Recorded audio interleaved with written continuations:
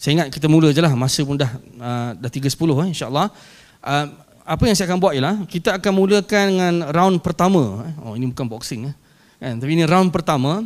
Saya ada beberapa soalan yang saya akan tanyakan kepada barisan panelis. Kemudian kita akan buka pada sesi soal jawab insya-Allah. Jadi pertamanya kita semua rindu nak dengar suara Maulana Nasai.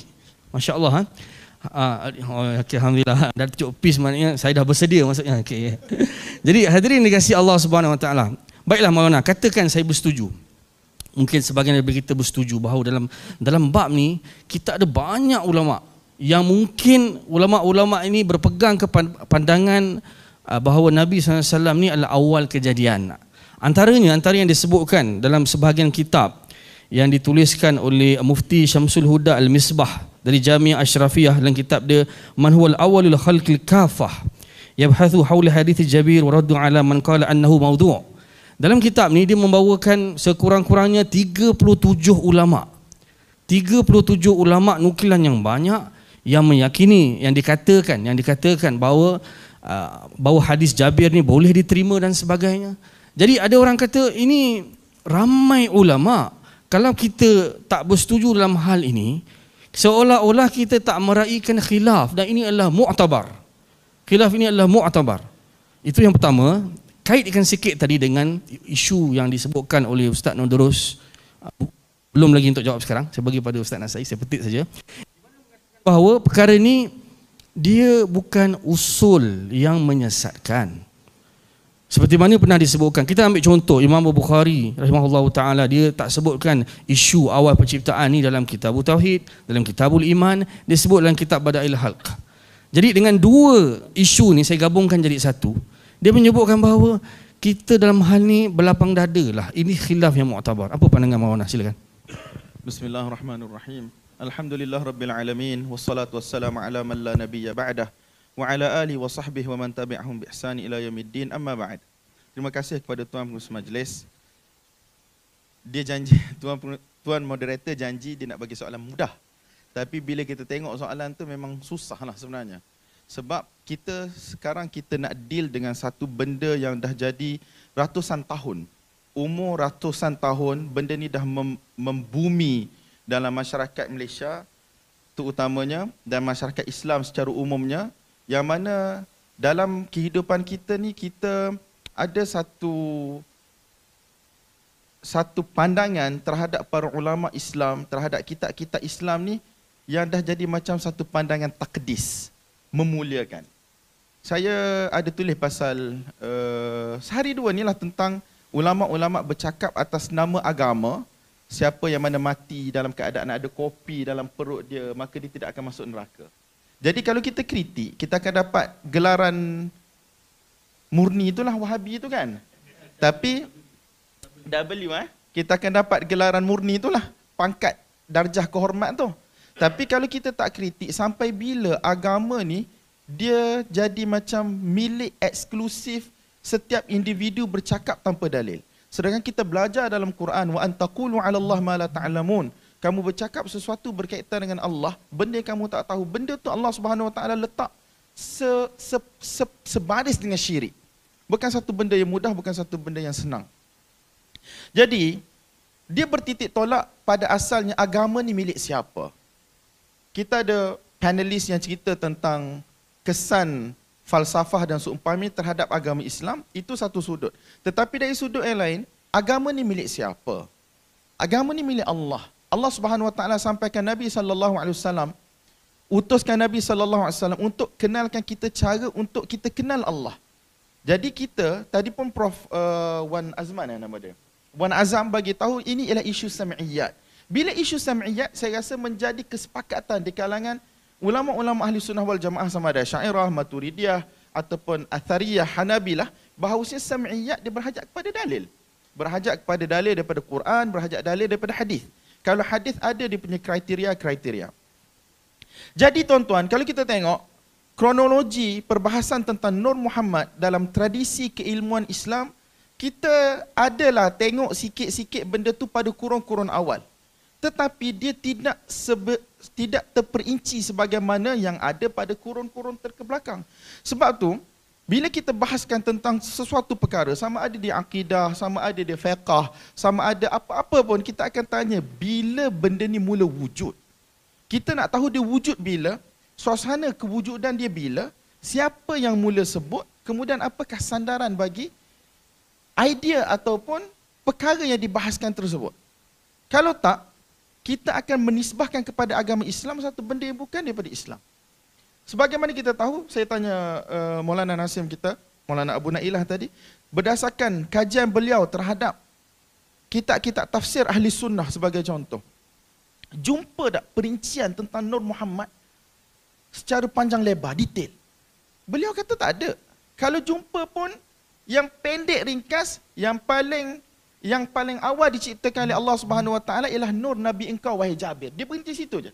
Dia tak ada versi yang panjang lebar sebagaimana dalam kitab Syiah ataupun kitab-kitab mutaakhirin ahli sunnah yang datang pada kurun ke-10, ke-11 dan seumpamanya. Jadi saya tak jumpa tuan-tuan, kecuali sedikit sangat. Al-Qadhi Iyad pada kurun ke-6 adalah beberapa riwayat yang beliau bawa tapi dikritik oleh ulama yang datang selepas itu. Allamah Aini rahmatullahi alaih dalam Umdatul Qari, bila membahaskan tentang perkara yang paling awal diciptakan oleh Allah, dia kata waqila nurun Nabi sallallahu alaihi wasallam, berhenti sampai situ je tuan-tuan. Sehinggalah dia datang zaman Qastallani rahimahullah, syarih Bukhari, antara ulama besar mazhab Syafi'i meninggal pada tahun 923 Hijrah. Beliau dalam Al-Mawahib menyatakan bahawasanya dia bawa riwayat itu agak panjang lebar dan dibawa riwayat-riwayat yang lain. Contohnya riwayat, semua Dr. Rozaimi dah bahas tadi. Kita tahu kedudukan dia dari sudut sanad macam mana, dari sudut matan dia macam mana. Benda itu tidak membantu doktrin ataupun pegangan Nur Muhammad sebagaimana tersebar di dalam masyarakat Melayu pada hari ini. Jadi apa yang saya ingin sampaikan, betul ada benda yang namanya khilaf para ulama. Sebutlah 10 orang pun, 20 orang ke, 100 orang ke, kita tidak melihat kepada kathrah. Kita tidak melihat kepada bilangan. Kita kena melihat kepada apakah hujah di sebalik pegangan yang dipegang dan disebarkan tersebut. Jadi kalau dia bergantung kepada 1-2 dalil yang mana bila dicek mengikut neraca ahli ilmu sendiri, bukan neraca W, kalau itu pun tidak lepas, maka bilangan yang ramai tidak memberi apa orang cakap, tidak memberi manfaat kepada kita. La yanfa', la yughni wa la yusmin min ju'. Benda itu tidak memberi manfaat. Apatah lagi jika yang banyak itu bukan daripada ahlinya. Sebagai contoh, katakan isu ini berkait dengan hadis, tetapi yang bercakap itu bukan orang hadis yang terkenal berada di atas manhaj ahli hadis yang betul, maka tidak memberi manfaat juga. Bukan semua benda yang bersifat khilaf kita perlu raikan. Dan Dr. Profesor Basri pun bagi tahu, bukan semua benda yang harus kita perlu sebarkan.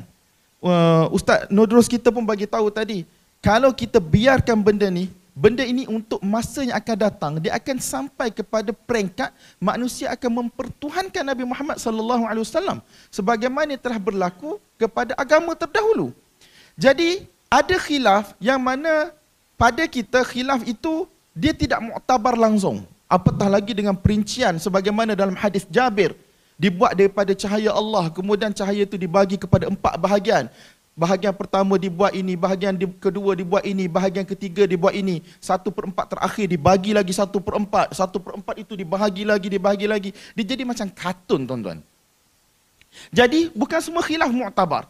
Kita boleh berlapang dada jika berlapang dada itu pada khilaf yang mu'tabar. Bukan semua khilaf ja'a mu'tabara, bukan semua khilaf datang dalam bentuk mu'tabar, maksud kita boleh raikan. Khilaf yang mu'tabar ialah khilaf yang mana berdasarkan kepada dalil dan kaedah memahami dalil sebagaimana digariskan oleh para ulama. Saya bersembang dengan Dr. Rozaimi sebelum forum tadi. Masalah kita bila benda ni terlepas masuk dalam kitab para ulama dan orang akan kata kamu lebih alim ataupun ulama lebih alim. Lagilah bila orang tu sahabat Al-Qastallani sebagai contoh, sahabat Qadhi Iyad, bukan orang kecil-kecil ni tuan-tuan. Tetapi benda itu terlepas masuk dalam kitab mereka, tak tahulah kenapa mereka masukkan. Mungkin mereka anggap orang boleh bezakan hadis yang ada sanad dengan tak ada sanad, hadis yang sahih tak sahih. Sebab kalau ikut saya yang Dr. Rora yang berada di atas jalan mutaqaddimin dalam bidang hadis, bila perawi itu imam-imam jarah ta'dil kata fulan matrukul hadis, hadisnya telah ditinggalkan, kitab hadis dia tidak boleh ada di dalam kitab-kitab ulama dah sepatutnya. Kalau nak letak, kena letak dalam kitab maudu'at, kena letak dalam kitab Al-Ilal Al-Mutanahiyah yang hadir-hadir wahyi. Tetapi sekarang berlaku ketidakcermatan dalam mengambil dan mengutip hadis, sampaikan dia terlepas masuk dalam kitab tafsir, terlepas masuk dalam kitab fiqh, terlepas masuk dalam kitab-kitab sirah, maulid dan seumpamanya. Dulu tak apa, ada orang seperti Ibn Hajar, ada orang seperti Al-Iraqi, ada orang seperti As-Subki, yang mana bila mereka kritik tidak ada sentimen isu W ataupun Taimi tak Taimi. Semalam bila saya baca tuan-tuan, berkaitan dengan hadis-hadis Jabir ni, Ibn Taimiyah rahimahullah antara satu tokoh yang kontroversi. Tetapi beliau dinukilkan kata-kata beliau bila beliau kata ada lafaz yang mana Adam antara tin dan juga turab, lebih kurang gitulah. Maudhu' dia kata Ibn Taimiyah ialah satu orang yang alim. Az-Zurqani ketika mana mensyarahkan Al-Mawahib Al-Ladunniyah oleh Al-Qasqalani, dia bawa kenyataan siapa Ibn Taimiyah dan seumpamanya. Tetapi kita sampai kepada satu zaman, bila orang tengok di skrin, ada Naib Ibn Taimiyah, Wahabi, Pak Wahab lah. Walaupun Ustaz Engku dia dah nafikan kewahabian daripada Ibn Taimiyah, tapi masih lagi ada orang yang mana dia kata, ni geng Wahabi. Jadi kita tak boleh terima. Saya bukan nak main isu Ibn Taimiyah, Wahabi tak Wahabi, tapi saya nak bagi tahu kita berada dalam satu suasana yang begitu parah. Suasana yang mana kita tidak berjalan mengikut neraca ahli ilmu, sehingga kan kita jadikan khilaf itu sebagai satu senjata untuk membolehkan semua benda. Khilaf ni satu senjata untuk membolehkan semua benda, walaupun dengan tafsiran yang mengarut, yang datang daripada hadis Jabir. Walaupun bekas mufti Diyar Misriyah, Syekh Ali Jumaah, dia kata hadis Jabir tu maudhu' tetapi maknanya sahih. Saya tak tahu maknanya sahih tu datang daripada dalil mana. Bila kita nak kata makna sahih, mesti kita kena ada dalil daripada Quran di tempat yang lain. Kita ada dalil daripada hadis-hadis daripada tempat yang lain yang menyokong isi kandungan tu. Kalau tuan-tuan baca hadis Jabir tu ataupun hadis yang Syiah, Nur Nabi Muhammad dan Nur Ali, tuan-tuan rasa makna tu sahih ataupun tidak? Saya rasa tak sahih. Dan isu satu lagi tuan-tuan, benda ni bukan kita nak bahas tentang syurga neraka, tidak. Kita bila kita bahas tentang sesuatu benda tu sebagai menyalahi akidah Ahlussunnah wal Jamaah, menyalahi ajaran Quran dan juga hadis, kita cerita tentang satu benda namanya sesat. Nampak tak? Kita ada Ahlussunnah wal Jamaah yang mana menjadi mi'yar, menjadi kayu ukur, menjadi parameter dalam kehidupan kita. Jadi bila menyimpang, maka kita akan kata mereka sebagai ahlul bid'ah wal ahwa. Ahli bid'ah buat benda baru dan juga ahli yang mana mengikut hawa nafsu. Jadi golongan ini perlu ditahzir, golongan ini perlu dijauhkan daripada masyarakat. Supaya apa? Supaya masyarakat dapat jaga agama mereka, akidah mereka. Takut-takut apabila berlalunya satu masa, mereka akan terjerumus ke dalam akidah-akidah yang mana boleh membawa mereka kepada syirik. Bila syirik tuan-tuan, semayanglah macam mana pun, puasalah macam mana pun, tidak akan diterima oleh Allah Subhanahu Wa Taala. Wallahu a'lam bissawab. Saya rasa cukuplah kot dulu. Wallahu a'lam.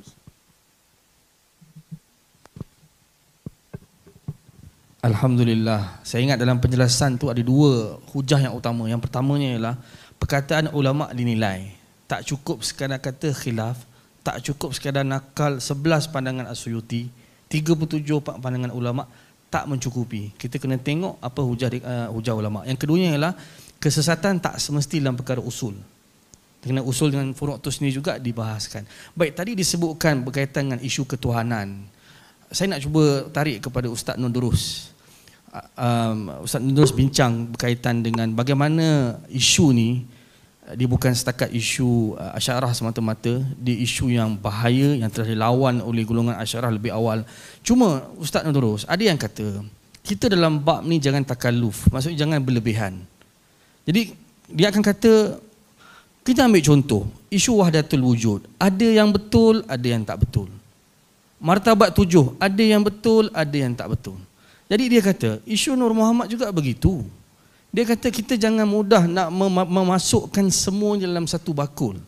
Jadi dia kata kita melakukan apa yang kita panggil sebagai straw man argument.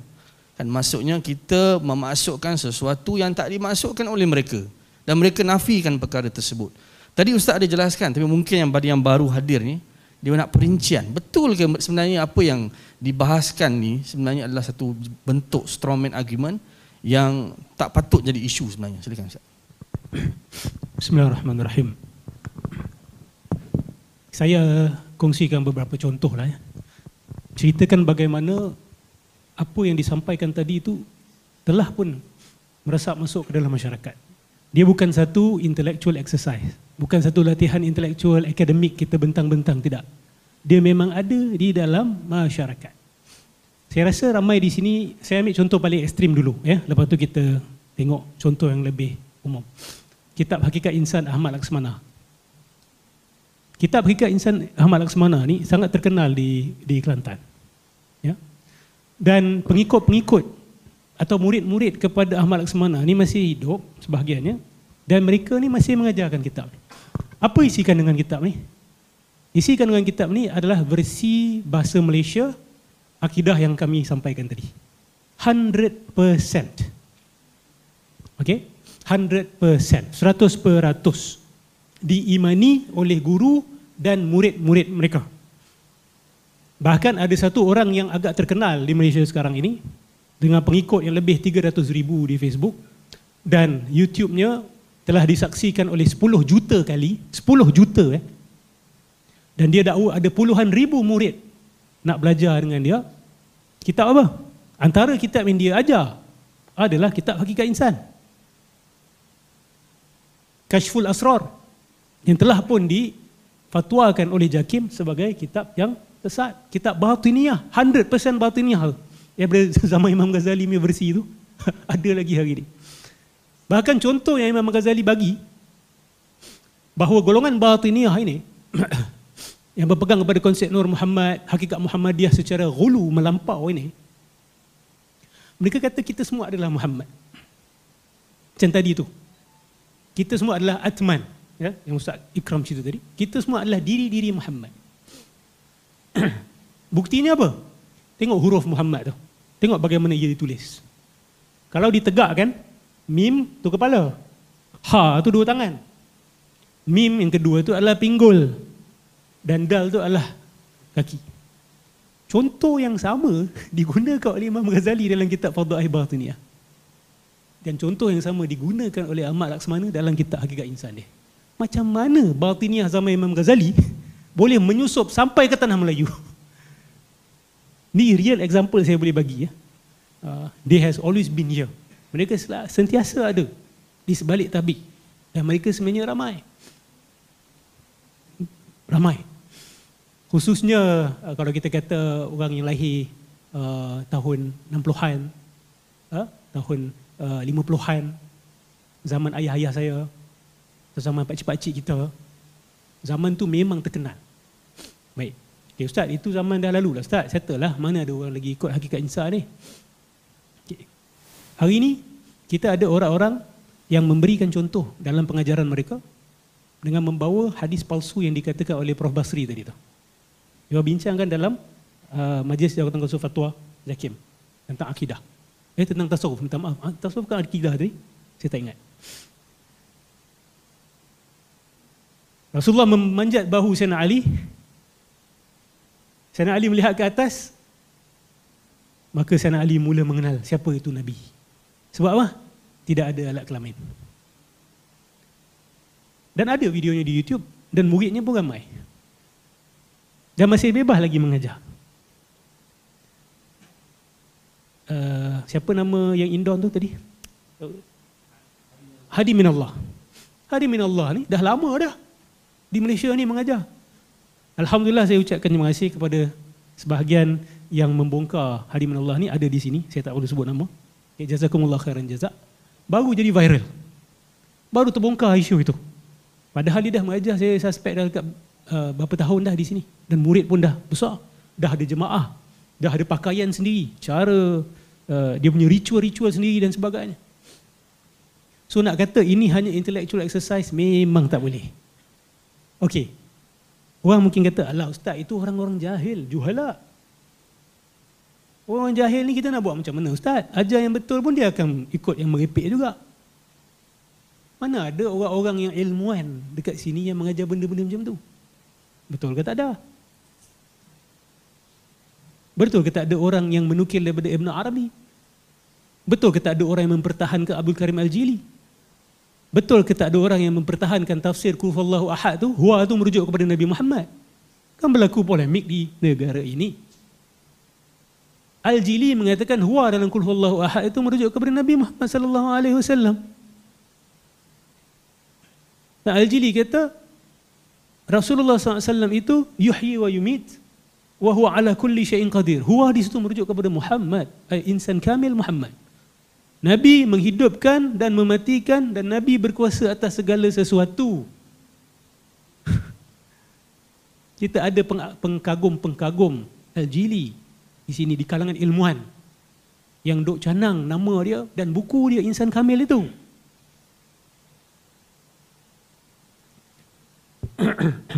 Jadi nak kata benda ni far-fetched ataupun kita takalluf, kita membesar-besarkan isu, bagi saya benda ni walaupun sedikit dia dah besar in itself.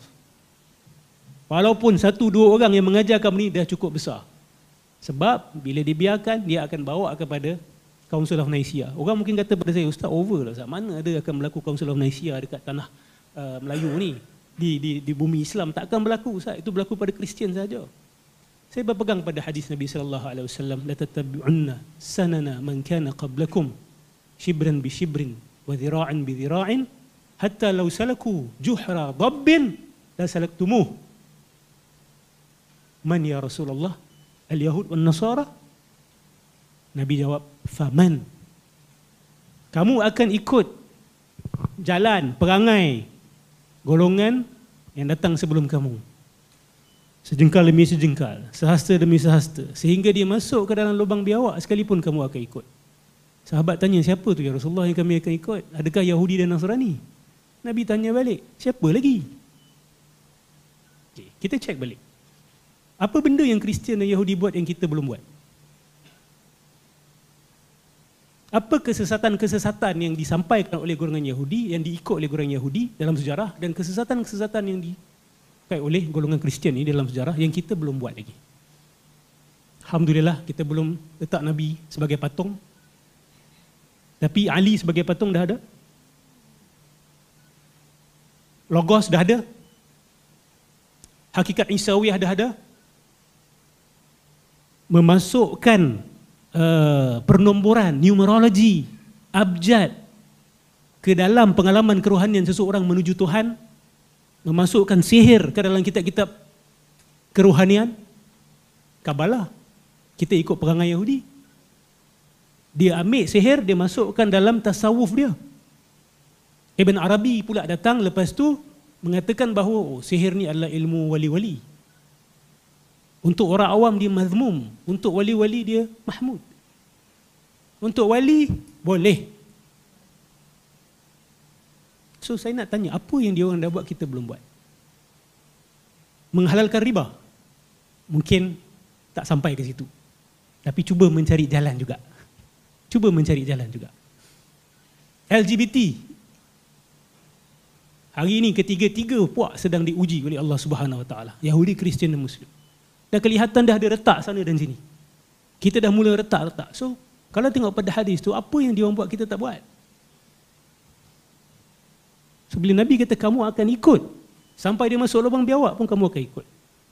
Memang ada ulama yang menafsirkan bahawa lubang biawak di situ bukan perihal akidah, tetapi amali. Tapi ada yang menafsirkan ini sebagai, kenapa nak kena keluarkan isu akidah? Sebab memang berlaku pun sebenarnya. Memang berlaku dan tak boleh nak nafikan. Logos ni saya tanya, datang di mana? Siapa ikut? Abang kita yang besar dulu dah ikut dulu. Yahudi dah ikut dulu, lepas tu Kristian ikut. Kita pun ikut sekaki. So we've never learned from history. Kita tak belajar daripada sejarah. Sebab tu Allah ulang banyak kali kisah Bani Israel dan Kristian dalam Quran untuk apa? Sebab kamu akan buat benda sama. Hanya yang terpilih dan sungguh-sungguh, yang ilmi, yang berfikir, yang jujur dengan Allah dan Rasul yang akan selamat.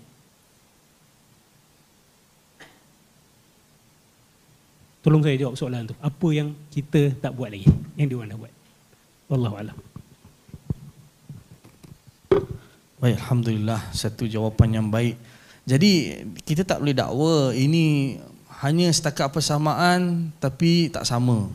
Dan kita tak boleh dakwa bahawa ini semua takalluf. Dan kita dah tengok tadi bagaimana video yang begitu jelas ajaran hadi minallah. Jadi dia benda yang betul-betul berlaku, dia realiti dan dia telah kita telah menghadapinya dan kita akan berlawan dengannya untuk tertinggalkan fahaman tersebut. Nah, saya tadi Ustaz Nazrul ada sebut berkaitan dengan tanah Melayu. Jadi tanah Melayu ni satu benda yang menarik untuk kita bahaskan, terutamanya berkaitan dengan Nusantara. Bagaimana fahaman Nur Muhammad masuk dan sebagainya, perbahasan yang besar dan sebagainya. Kita tak pergi ke arah itu lebih detail. Cuma saya tertarik dengan isu apabila dikaitkan dengan kitab-kitab Jawi. Antaranya satu yang disebutkan dalam kitab Maraqi' al-Ubudiyah oleh Syekh Nawawi Bantin, disebut wala yara zillahu fi syams dzufatin. Ya, ini berkaitan bahawa Nabi ni tidak mempunyai bayang. Sebab kita tahu bahawa bila bincang berkaitan dengan cahaya ni ada kaitan dengan bayang-bayang. Jadi kan ada orang kata bila kita tak dapat cahaya, sama ada kita dalam kegelapan ataupun kita akan terhasil bayang-bayang. Jadi kita dapat lihat disebutkan dalam sebahagian kitab dengan penuh penghormatan kepada ulama-ulama. Kita bukan nak mempertikaikan peribadi mereka, mempertikaikan usaha-usaha mereka ke arah dakwah ke tanah Melayu, itu bukan isunya. Isunya di sini ialah bila bincang berkaitan dengan cahaya, ada tak ataupun bayang-bayang tadi tersebut, ada tak kaitan dengan Nur Muhammad?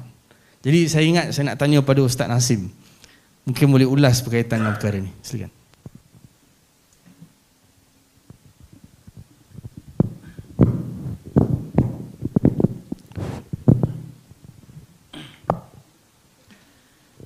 Bismillahirrahmanirrahim. Alhamdulillah wassalatu wassalamu ala Rasulillah. Moderator dan sahabat panel. Assalamualaikum warahmatullahi wabarakatuh. Jadi berkaitan dengan kepercayaan Nur Muhammad ni, antara yang menyebabkan berlaku pemahaman di dalam masyarakat kita ialah berkenaan dengan Nabi ni cahaya, sehingga menyebabkan beberapa ciri cahaya ada pada Nabi SAW. Dan kita ada dengar baru-baru ni, sebelum ni, kisah rambut Nabi yang dibeli oleh Sultan Brunei. Berapa juta?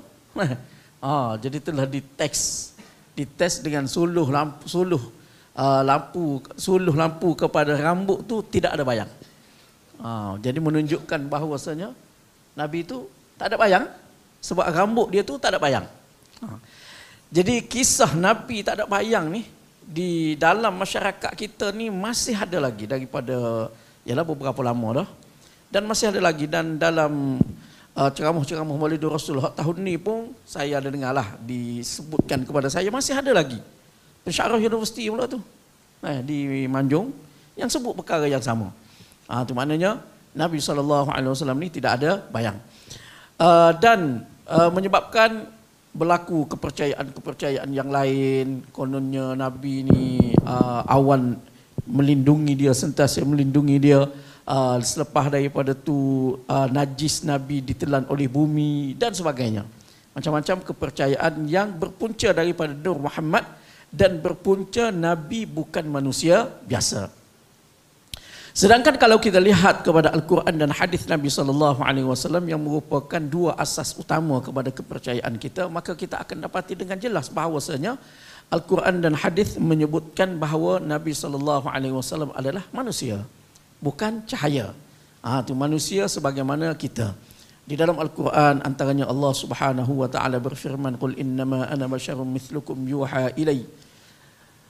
Katakanlah wahai Muhammad, aku hanya manusia seperti kamu, diwahyukan kepadaku. Mana fasal, mana di situ Allah Taala suruh Nabi beritahu kepada kita bahawasanya Nabi adalah manusia seperti kita. Cuma fasal yang memisahkan antara Nabi SAW dengan kita, umat manusia biasa yang lain, adalah yuha ilai, diwahyukan, iaitu ciri-ciri kenabian. Ciri kenabianlah yang memisahkan antara kita dengan baginda. Begitu juga di dalam banyak ayat lah. Begitu juga di dalam hadis-hadis Nabi SAW banyak yang membuktikan bahawasanya baginda adalah manusia. Baginda adalah manusia sebagaimana kita. Umpamanya dan manusia, Nabi adalah manusia dan mempunyai sifat-sifat kemanusiaan, mempunyai sifat-sifat kemanusiaan. Kita boleh lihat antaranya yang disebutkan oleh Imam Al-Bukhari di awal bab kitab dia, babu kaifa kana bada al-wahyu. Gitu kah? Kaifa kana bada al-wahyu ila Rasulillah sallallahu alaihi wasallam. Yang mana di dalam hadis tu ada cerita Nabi, bagaimana Nabi berada di Gua Hira. Beberapa lama lepas pada tu didatangi oleh Jibril alaihi salam. 3 kali Jibril peluk Iqra. Nabi jawab ma ana biqari'in, Iqra ma ana biqari'in.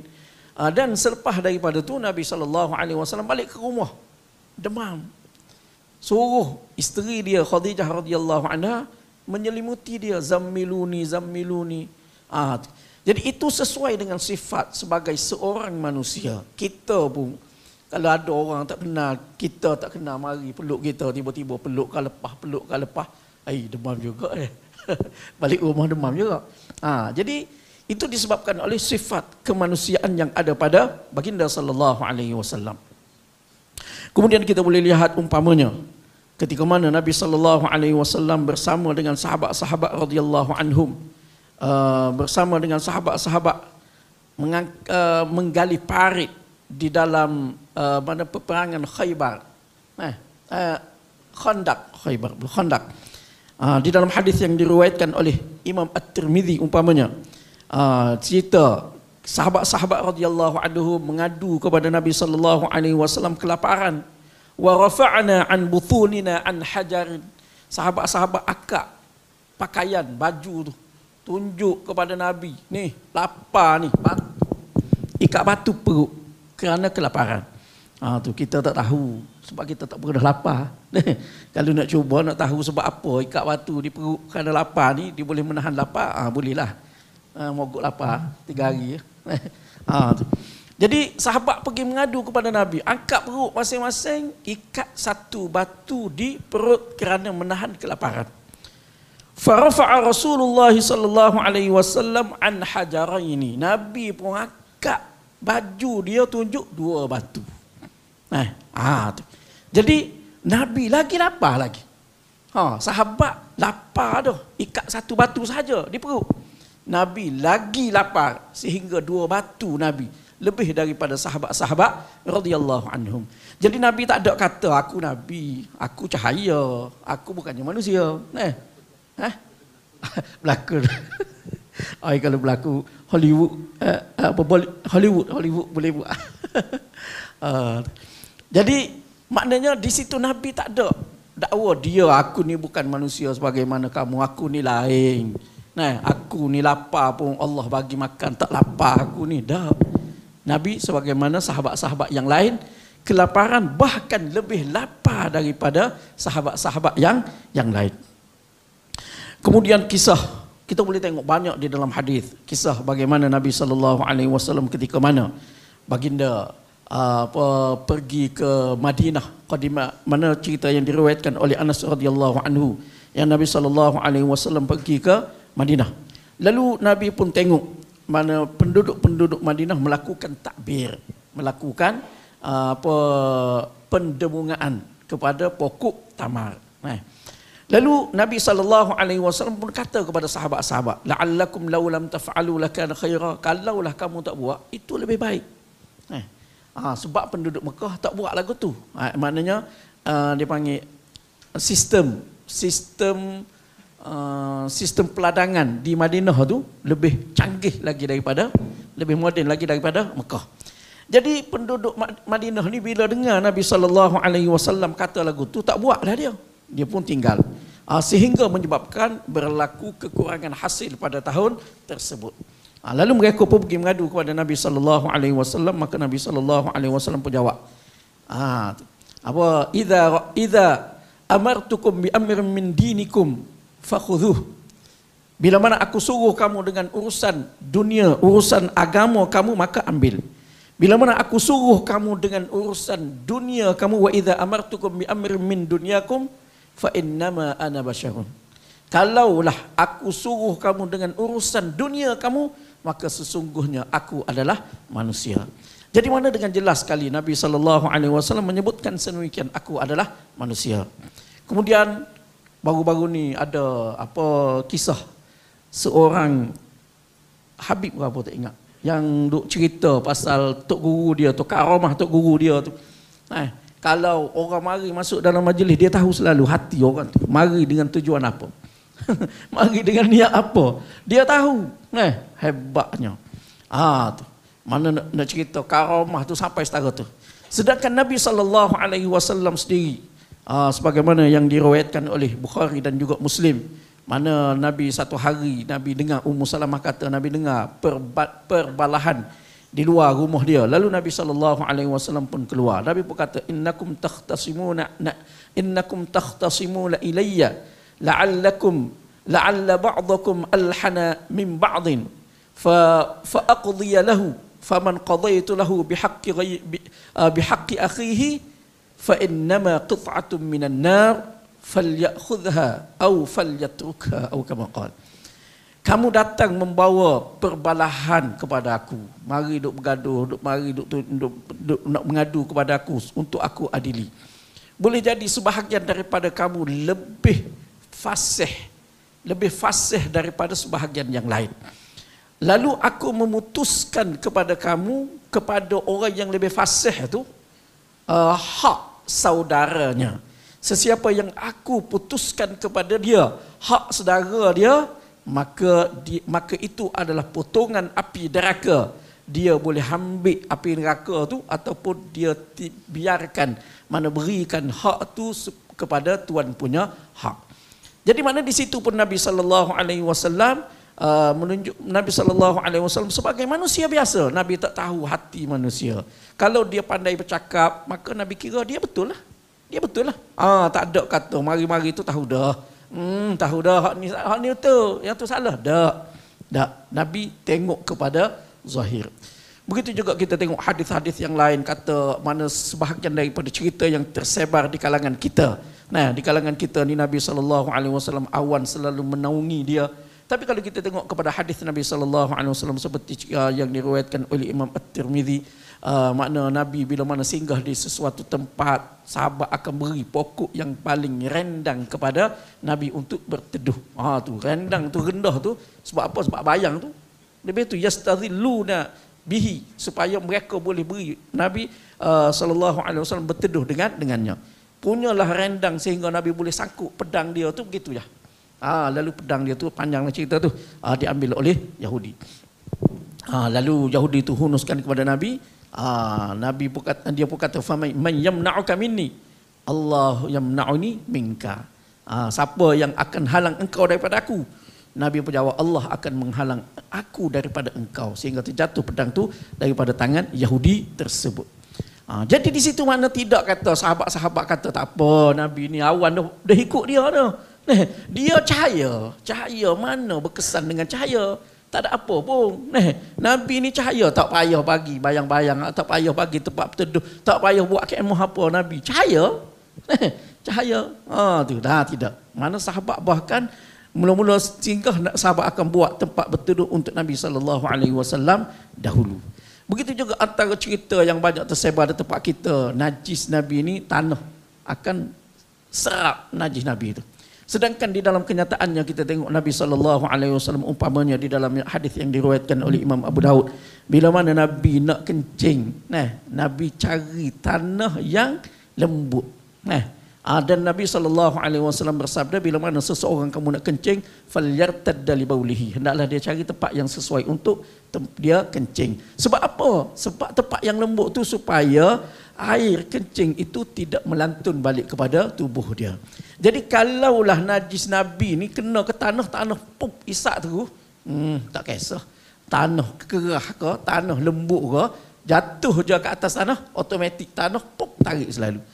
Jadi dari segi kenyataannya Nabi SAW tidak sebagaimana yang didakwa oleh sebahagian kalangan kita, yang sebahagian daripada kalangan kita yang menggambarkan Nabi bukan manusia biasa, Nabi adalah cahaya, sehingga menimbulkan pelbagai kepercayaan yang tidak berasas. Jadi itulah sedikit sebanyak yang dapat saya kongsikan. Wallahu a'lam. Alhamdulillah. Jadi secara asasnya kita tahu bahawa Nabi manusia biasa yang berakhlak luar biasa, dan kita menetapkan apa-apa mukjizat kemuliaan Nabi berdasarkan nas, dan kita tak melampau dalam penetapan tersebut. Itu antara yang kita boleh ringkaskan. Jadi saya ingat Tuan Rektor pun dah tak sabar. Walaupun nampak kepenatan, tapi tak sabar untuk berikan komen. Jadi tadi dibahaskan hadis yang panjang. Beberapa hadis, dan bagi mereka yang mungkin tak biasa dengan ilmu hadis, dia akan rasa macam susah. Tetapi bagi mereka yang mula berjinak-jinak dengan ilmu hadis, yang menghargai khazanah umat Islam, dia akan tengok Masya Allah begitu detailnya bagaimana ulama' menghukum hadis. Dia bukan satu benda yang boleh diperkatakan oleh sesiapa saja. Ilmu hadis tu ada disiplin dia.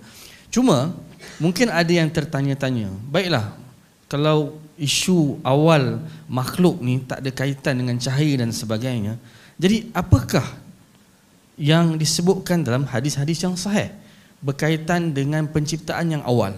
Boleh jadi ada yang kata arash, ada yang kata air, ada yang kata kalam, ada yang kata cahaya. Jadi apakah yang disebutkan dalam hadis yang sahih dan bagaimana kita nak merungkaikan jika ada khilaf padanya? Silakan. Assalamualaikum warahmatullahi wabarakatuh. Alhamdulillah wassalatu wassalamu ala Rasulillah wa ala alihi wa sahbihi wa man walah. Asyhadu an la ilaha illallah wahdahu la syarika lah wa asyhadu anna Muhammadan abduhu wa rasuluh. Allahumma salli wa sallim ala Muhammad wa ala alihi wa sahbihi ajma'in. Amma ba'd. Terima kasih kepada Dr. Yusof selaku moderator pada petang ini, ahli-ahli panel, Maulana Nazai, Ustaz Nodros, Maulana Nasim yang bersama-sama dengan kita, dan hadirin hadirat mukminin dan mukminat yang dirahmati oleh Allah Subhanahu wa taala sekalian. Tak ada apa yang mengembirakan bagi penganjur melainkan apabila setiap daripada sesi dia tu ada penonton lah. Kita tadi risau dah tadi ni kan. Ingat melepas daripada solat ni takut-takut tak ada orang, tapi alhamdulillah tuan-tuan dan puan-puan masih boleh bertahan. Kan? Panel-panel pun masih lagi boleh bertahan. Saya tengok tadi Ustaz Nodros tadi lepas makan dia kata dia nak rehat. Dia tengok dia hilang. Rupanya dia bersembang lagi dengan Dr. Yusof. Jadi saya ingat ini merupakan semangat yang perlu kita contohilah kan. Panel kita ni datang dari jauh. Kan? Jadi kita pergi penghargaan jugalah, kita doakan mereka supaya sihat dan sentiasa dapat memberikan ilmu yang bermanfaat kepada umat. Balik pada isu kita. Hadirin mukminin dan mukminat yang dirahmati oleh Allah Subhanahu wa taala sekalian. Mungkin ada sebahagian orang yang berkata, "Alah, tak apalah kalau kita nak kata Nabi Muhammad sallallahu alaihi wasallam ni dicipta daripada cahaya pun." Sebab apa? Sebab kan bagus kita nak puji Nabi. Kita nak angkat martabat Nabi. Ini salah satu perkara yang bahaya bagi kita. Sebab apa? Sebab itulah penyebab kepada kemunculan hadis-hadis palsu yang berkeliaran daripada zaman dulu sampai sekarang. Bila mana manusia merasa apa yang ada di dalam hadis yang sahih, apa yang ada di dalam hadis yang sabit daripada Nabi sallallahu alaihi wasallam tu tak memadai untuk mengangkat darjat Nabi sallallahu alaihi wasallam, sehingga dia merasakan dia perlu tambah sesuatu yang tak ada, yang tak sempat Nabi nak bagi tahu. Ini benda bahaya. Kan? Ini dia rasa seolah-olah macam Nabi sallallahu alaihi wasallam wafat sebelum Nabi melaksanakan tugas dia dengan sempurna. Sedangkan kita percaya dalam sifat wajib bagi Nabi, masa kita belajar dulu kan, di antara sifat Nabi apa dia? Amanah, tabligh, menyampaikan dan amanah. Jadi kalau Nabi sallallahu alaihi wasallam wafat sedangkan kita sebagai umat rasa tak cukup, kita kena tambah lagi ni. Tak cukup rasanya kalau Nabi sekadar apa yang diceritakan dalam hadis-hadis yang sahih. Kita kena tambah lagi. Kalau ada hadis palsu pun kita kena terima. Sebab apa? Sebab yang ni mengangkat darjat Nabi. Bagi saya ini satu manhaj yang tempang. Satu metodologi yang perlu kita kena nilai balik. Betul ke kita rasa agama Islam ni dah sempurna? Sebab dalam Quran sebut, "Al-yauma akmaltu lakum dinakum." Hari ini telah aku sempurnakan kepada kamu agama kamu. Jadi sebab itu muhaddithin zaman berzaman mereka melaksanakan tugas ni. Ada sebahagian ulama-ulama hadis yang kadang-kadang kehilangan kawan masa di akhir hayat. Tak ada siapa nak kawan dengan dia. Sebab apa? Sebab dia masa mudanya sebut orang tu dhaif, orang ni tak dikenali, kan? Lama-lama tak ada kawan dia. Macam saya kan. Bukan ada kawan ramai sangat pun kan. Orang tak suka. Tapi apa yang kita boleh buat? Saya bukan nak kata saya ulama hadis dak lah, tapi saya hanya menyampaikan apa yang ulama hadis sebut. Sekali orang kata saya perasan pakar hadis pula, saya tak pernah sebut walaupun sekali. Kan? Tapi nak bagi tahunya, kita hanya menyampaikan apa yang ulama hadis sebut. Tadi saya bentang panjang-panjang pasal hadis tadi kan. Semua nukilan-nukilan ulama yang kita bawa kan. Tapi masa kita kempen tu lah, kadang-kadang bila kita kempen supaya cek, semak, tujuan kita adalah untuk memelihara agama supaya orang tak tambah sesuatu dalam agama benda yang tak ada asal. Saya teringat ada satu kisah Syu'bah bin Hajjaj, seorang ulama hadis daripada Iraq. Anak murid dia tengah sembang-sembang pasal hadis, ada salah satu daripada anak murid dia baca hadis dengan sanad yang salah. Sanad dia salah. Hajjaj dengar daripada dalam rumah, dia keluar, dia lempang tu anak murid dia. Pasal apa dia lempang? Dia kata kau baca hadis salah. Baca sanad salah. Aku nak cari hadis ni, aku kena mengembara daripada rumah aku, pergi ke Mekah, pergi ke Madinah, balik ke Iraq, baru jumpa sanad yang betul. Hari ni kau baca dengan salah, dengan tenang, dengan senyum, dengan selamba, ambillah kau penampar ni. Saya ingat orang belajar hadis pada hari ni tak ada lagi kena penampar disebabkan baca hadis salah. Kita cuma tegur sikit je. Kan? Tapi nak kata seriusnya ulama hadis dulu. Tapi tuan-tuan jangan pergi penampar orang lepas ni. Dia tak apalah sebab dia anak murid dan dia tokoh hebat. Kan? Cuma nak bagi tahunya, kita dalam masalah agama ni, kita kena cari sumber. Kerana apa? Kerana agama ni, dia benda-benda yang gaib ni, dia mesti datang daripada sesuatu yang tahu benda gaib. Tak ada siapa yang tahu benda gaib melainkan Tuhan kita Allah Azza wa Jal. Jadi sebab itu Ibn Mubarak dalam sebuah kata-kata yang sangat masyhur, laulal isnad laqala man syaa ma syaa. Kalau tak ada sanad, dah tentulah semua orang boleh dakwa semua benda. So apa beza kita dengan golongan Syiah yang mengangkat Ali lebih-lebih? Golongan Syiah angkat Ali. Tadi kita tengok Ali daripada cahaya. Boleh kita terima? Kita pun tak boleh terima. Kita kata, tak boleh lah. Takkan Ali pula, mesti Nabi. Dia kata, Ali apa? Sepupu Nabi, menantu Nabi. Kan? Suami kepada anak Nabi, yang disayangi juga oleh Nabi SAW. Takkan kita tak boleh kata dia pun daripada cahaya. Akhirnya agama kita akan berubah daripada masa ke semasa, akan evolve, kan? Akan berevolusi. Bukan seperti mana yang dibawa oleh Nabi SAW. Ini benda yang bahaya, yang kita kena letak dalam kepala kita. Kan? Betul kita tak nafi, kadang-kadang ada ulama-ulama besar yang menyebutkan, tetapi tugas kita adalah untuk menilai semula. Sekali ada orang marah pula, dia kata, nak nilai balik kalam ulama, siapa? Kita nilai itu bukan berdasarkan ilmu yang ada pada kita semata-mata, tetapi kita nilai berdasarkan maklumat yang kita terima daripada ulama yang sama besar ataupun mungkin lebih lagi ilmunya daripada orang-orang tu. Kerana perbahasan berkenaan dengan Nabi diciptakan daripada cahaya, kemudian cahaya tu pula menjadi punca kepada penciptaan yang lain ni, dia datang di zaman terkemudian. Kan? Perbahasannya tu jadi detail bila zaman-zaman terkemudian. Zaman-zaman yang awal hanya menyebutkan Nabi SAW ni keturunan dia keturunan yang baik-baik. So dia berpindah dari sudut itu saja. Keturunan ni datang masuk ke sini, masuk ke sini, bukan daripada keturunan zina, maka lahirlah Nabi SAW daripada keturunan yang bersih-bersih belaka. Itu saja perbahasannya. Itu pun tidak ada satu dalil yang detail jelas yang sahih. Kalau ada pun tidak sahih, kalau sahih pun tidak sahih. Tidak jelas, tidak begitu jelas seperti mana saya bentangkan tadi. Kadang-kadang dalam bab yang ada dalil pun para ulama still berbeza pendapat. Apakah makhluk yang paling awal umpamanya? Dalam hadis disebut, hadis sahih, awwalu ma khalaqallah al-qalam. Perkara pertama yang Allah Taala ciptakan qalam, yang menuliskan takdir. Tapi ada juga dalam hadis yang lain sahih juga. Nabi SAW sebut kataballahu maqadiral khalq. Kan? Qabla an yakhluqas samawati wal ard bi 50,000 sanah. Allah Taala telah menetapkan takdir untuk makhluk ni sebelum penciptaan langit dan bumi sepanjang 50 tahun, 50,000 tahun. 50,000 tahun. Wa kana arshuhu 'alal ma, dan arash Allah Taala itu berada di atas air. Jadi ulama dok bahas mana satu yang awal ni, pen ke, pena ke, kalam ke, ataupun arash. Maka ada dua pandangan. Ada yang kata kalam, ada yang kata arash. Yang kata kalam, Ibn Jarir At-Tabari, Ibnul Jauzi, dia kata kalam. Sebab clear Allah Taala kata, Nabi kata Itu yang awal. Ada yang kata tak, arash. Sebab sebelum Allah Ta'ala menentukan takdir, wa kana arsyu 'alal ma. Arash sudah diciptakan dan berada di atas air. Dah tentulah arash dulu. Baru penentuan takdir berlaku. Dan Ibn Taymiyah, Ibn Qayyim setuju dengan pendapat ni.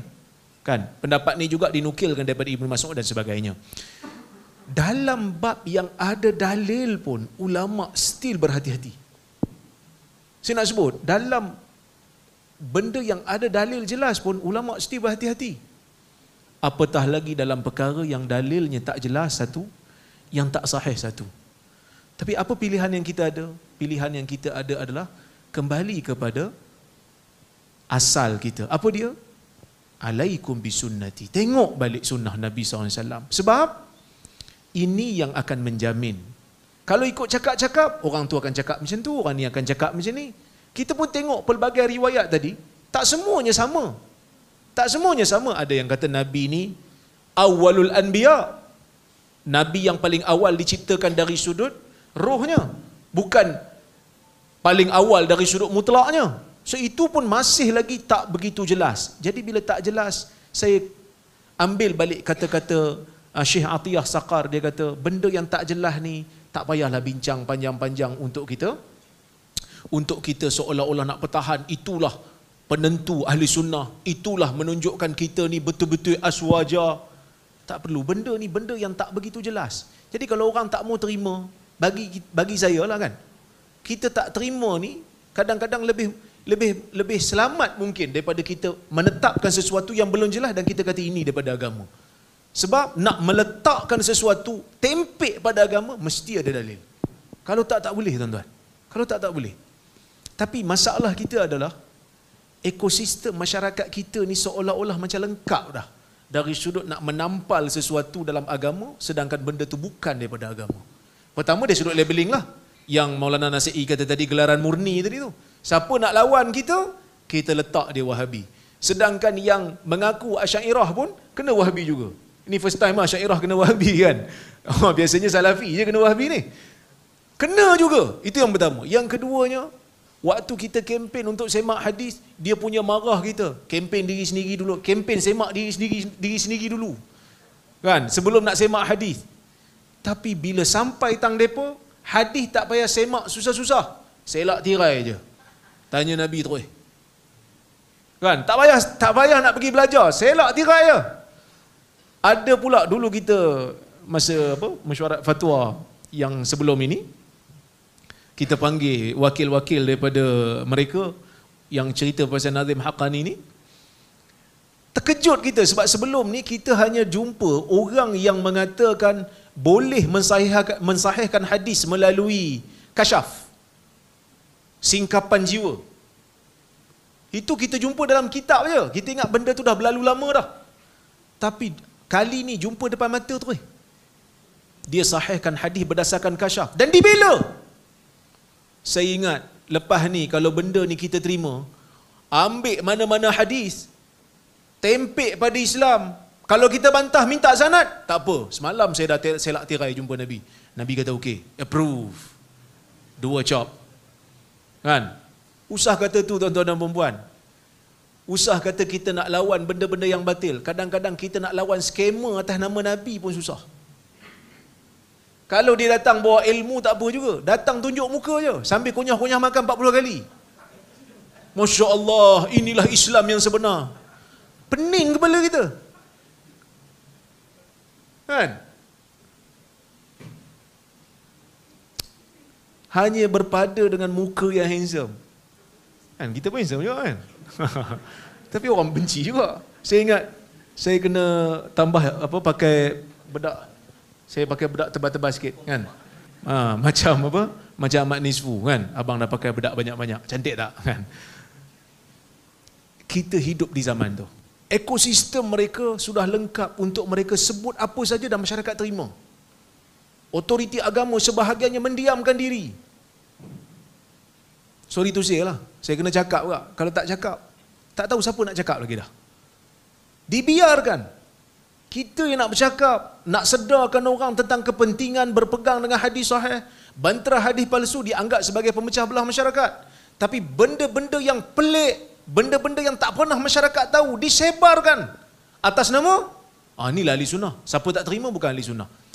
Benda ni kalau kita biarkan, lama-lama agama kita makin rosak. Saya bimbang satu hari nanti, ya, pejuang-pejuang kebenaran ini tak langsung tak diberi ruang dan akhirnya mereka dianggap sebagai golongan yang sesat, sedangkan yang sesat itu dibiarkan berleluasa. Dibiarkan seolah-olah dialah pejuang agama. Itu yang muncul, minta tolong kat pokok pun okey, minta tolong kat binatang pun okey. Apa kita nak bawa ke mana agama kita ni? Dan ketahuilah tuan-tuan dan puan-puan, kami yang duduk atas pentas ni tak ada kepentingan apa pun. Tak ada kepentingan dunia apa pun. Bahkan kami berhadapan dengan risiko. Mungkin akan ada tindakan, mungkin akan ada sekatan dan sebagainya. Tapi kita buat lillahi ta'ala. Dunia ni tak lama. Mungkin saya akan mati. Kami semua ni akan mati tak lama lagi. Tapi paling tidak ada sesuatu yang kita lakukan. Fikir-fikirkanlah. Jadi kita mengharapkan agar kita semua bersatu. Kita semua ada semangat yang sama untuk kita jaga keaslian agama ni. Wallahu ta'ala a'lam bishawab.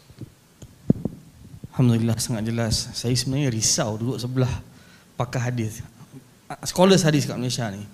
Kalau kita dengar kisah Syu'bah ni, jangan saya nak baca hadis pun saya tengah tengok kiri kanan lah. Kalau silap mungkin saya dilempang keluar daripada pentas ni ya. So, baik, alhamdulillah sesi pertama dah selesai dan kita ada masa lebih kurang sejam lagi. Jadi saya tahu banyak di kalangan hadirin yang dari pagi sehingga petang ni mungkin ada soalan yang ingin ditanya, yang mungkin, dan kita membuka ruang sebesar-besarnya dalam tempoh masa yang diberikan ni. Kalau ada apa-apa persoalan, mungkin kita tak bersetuju dengan panelis, tak ada masalah. Wajadilhum billati hiya ahsan. Surah 16 ayat 125 kan. Dengan orang bukan Islam pun kita boleh berdialog secara baik, apatah lagi apabila kita sesama Muslim dengan penuh cara yang paling baik sekali. Jadi kalau ada persoalan atau ada perungkaian atau ada benda yang mungkin tak jelas, saya buka kepada hadirin yang ada, boleh angkat tangan, nanti urus setia boleh bagikan mic. Ada sesiapa nak tanya soalan, silakan. Ya, silakan. Sebutkan nama, sebutkan bidang, ataupun kalau student sebutkan student supaya jawapan panelis lebih baik, dan boleh ajukan kepada salah seorang, boleh pilih. Nanti kalau ada tambahan di panelis lain boleh tambah insya-Allah. Silakan.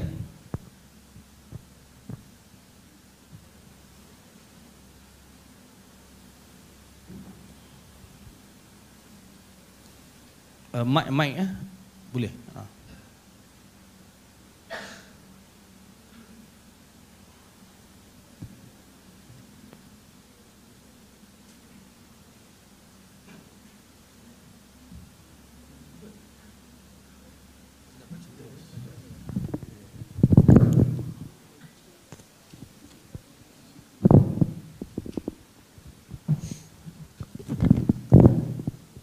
Okay, bismillahirrahmanirrahim. Okay, assalamualaikum warahmatullahi wabarakatuh. Saya ada dalam 3 soalan insyaAllah. Okay, nama saya Syafiq Daniel. Saya pelajar KUIP sendiri, semester 5. Saya dari Ceras, Kuala Lumpur. Okay, soalan pertama saya mungkin saya akan tanya kepada Ustaz Nurdurus. Pertama sekali, mungkin soalan ni dia macam agak agresif sikit, saya minta maaf. Tapi saya cuma tertanya-tanya sikit daripada saya baca tajuk tu lagi. Soalan saya, kenapa bila bincang tentang Nur Muhammad, Ustaz Nurdurus bahas tadi kan, kenapa dia khusus kepada pandangan ulama Asy'ariyah ataupun ahli kalam, yang mana saya rasa macam kenapa tak soalan khusus kepada ataupun umum lah daripada ahli sunnah sendiri? Adakah wujud maksudnya macam perbezaan pendirian ahli kalam ataupun ulama Asy'ariyah itu dengan kelompok yang lain lah, Salafiyah, Hanabilah ataupun yang seumpama dengannya kan.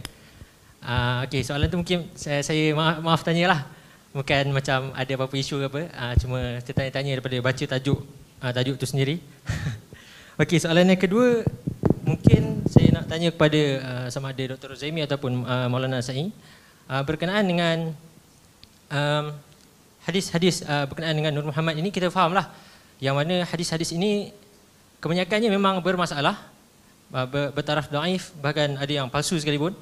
Tapi sebahagian golongan yang kita katakan mereka ini menerima konsep Nur Muhammad ini, mereka beralasan mereka terima konsep ini sebabkan mereka kata, oh kita tak ambil isu ni dalam bab akidah, tapi kita ambil isu ni dalam bab sirah. Jadi adakah bila kita ambil dalam bab sirah ini, kita boleh bermudah-mudah dalam menerima hadis-hadis, kan? Tak seperti mana kita menerima dalam bab-bab akidah. Okey, dan soalan yang ketiga, saya tak pasti nak tanya dekat siapa. Tapi soalan saya, ada sesetengah agamawan sendiri, mereka mengatakan yang manusia ini diciptakan daripada cahaya. Ada cahaya lah dalam badan manusia ni kan. Okey, jadi adakah benda tu benar atau tidak, dan adakah cubaan mereka mengatakan ataupun mereka mengatakan perkara-perkara seperti ini sebagai sandaran ataupun sebagai hujah dalam mereka untuk membuktikan yang konsep Nur Muhammad itu, Nabi Muhammad itu dicipta daripada cahaya itu boleh diguna pakai? Itu antara soalan saya. Baik, terima kasih banyak. Saya nak tanya Ustaz Nasai dululah. Kita mula dengan Ustaz Nasai dulu. Nanti saya akan susunlah insya-Allah. Saya nak tambah sikit kenyataan yang mengatakan bahawa ini ada terjatuh dalam bab sirah, bab syama'il. Antaranya kalau kita ambil pernyataan Syekh Abdullah Siddiq Al-Ghumari sebut auliyatun Nabi sallallahu alaihi wasallam fadilatu min fada'il wa laysa bil aqidah fala yanbaghi tashdid fiha wa la kathrat khusumah haulaha. Maksudnya dia kata kat sini ni perbahasan tentang fadilah, dia bukan akidah, jangan berkeras dalam isu ni. Jadi apa komentar Maulana? Silakan. Bismillahirrahmanirrahim. Alhamdulillah wassalatu wassalamu ala man la nabiyya ba'dah. Jadi tuan-tuan yang dimuliakan oleh Allah Subhanahu wa taala, dia ada beberapa isu.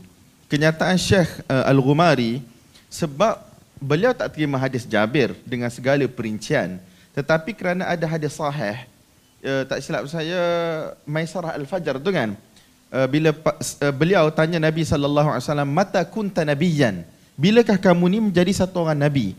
Dalam riwayat lain, mata kutibta nabiyyan, bila kamu ditulis sebagai satu orang nabi.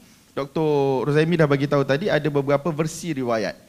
Jadi para ulama kita, mereka mengambil pendekatan untuk memahami hadis tersebut melalui kepelbagaian riwayat tersebut. Jadi timbullah isu, ada sebahagian ulama yang mengatakan bahawa memang nur Nabi yang diertikan sebagai roh Nabi itu, kerana roh dicipta daripada nur, daripada cahaya, adalah yang pertama sekali diciptakan oleh Allah Subhanahu wa taala. Nabi SAW jawab, wa adamu bainar ruhi wal jasad.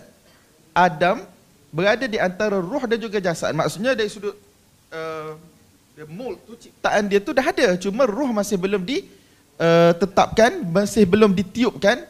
Pada waktu tersebut telah ditentukan Nabi sallallahu alaihi wasallam adalah nabi. Jadi pelbagai riwayat, ada setengah riwayat kata mata wajabat lakan nubuwah, bilakah kenabian ini menjadi wajib bagi kamu wahai Nabi Muhammad sallallahu alaihi wasallam. Jadi ulama dia cuba bahaskan. Saya rasa isu ni ada satu benda dalam ilmu bahasa dia panggil ilmu wada'. Ilmu wada' ni, kalau tuan-tuan mengaji waraqat kan, dia ada tulis hadhihi waraqatun qalilat. Ini ialah waraqat. Hadhihi ni isim isyarah ni, penggunaan orang Arab ialah merujuk kepada satu amrun mahsus, benda yang dah wujud. Jadi menyebabkan syarah, mereka terpaksa syarahkan. Kalaulah Imamul Haramain dia tulis waraqat itu dah siap, kemudian baru ditulis muqaddimah, dari sudut penggunaan bahasa betul.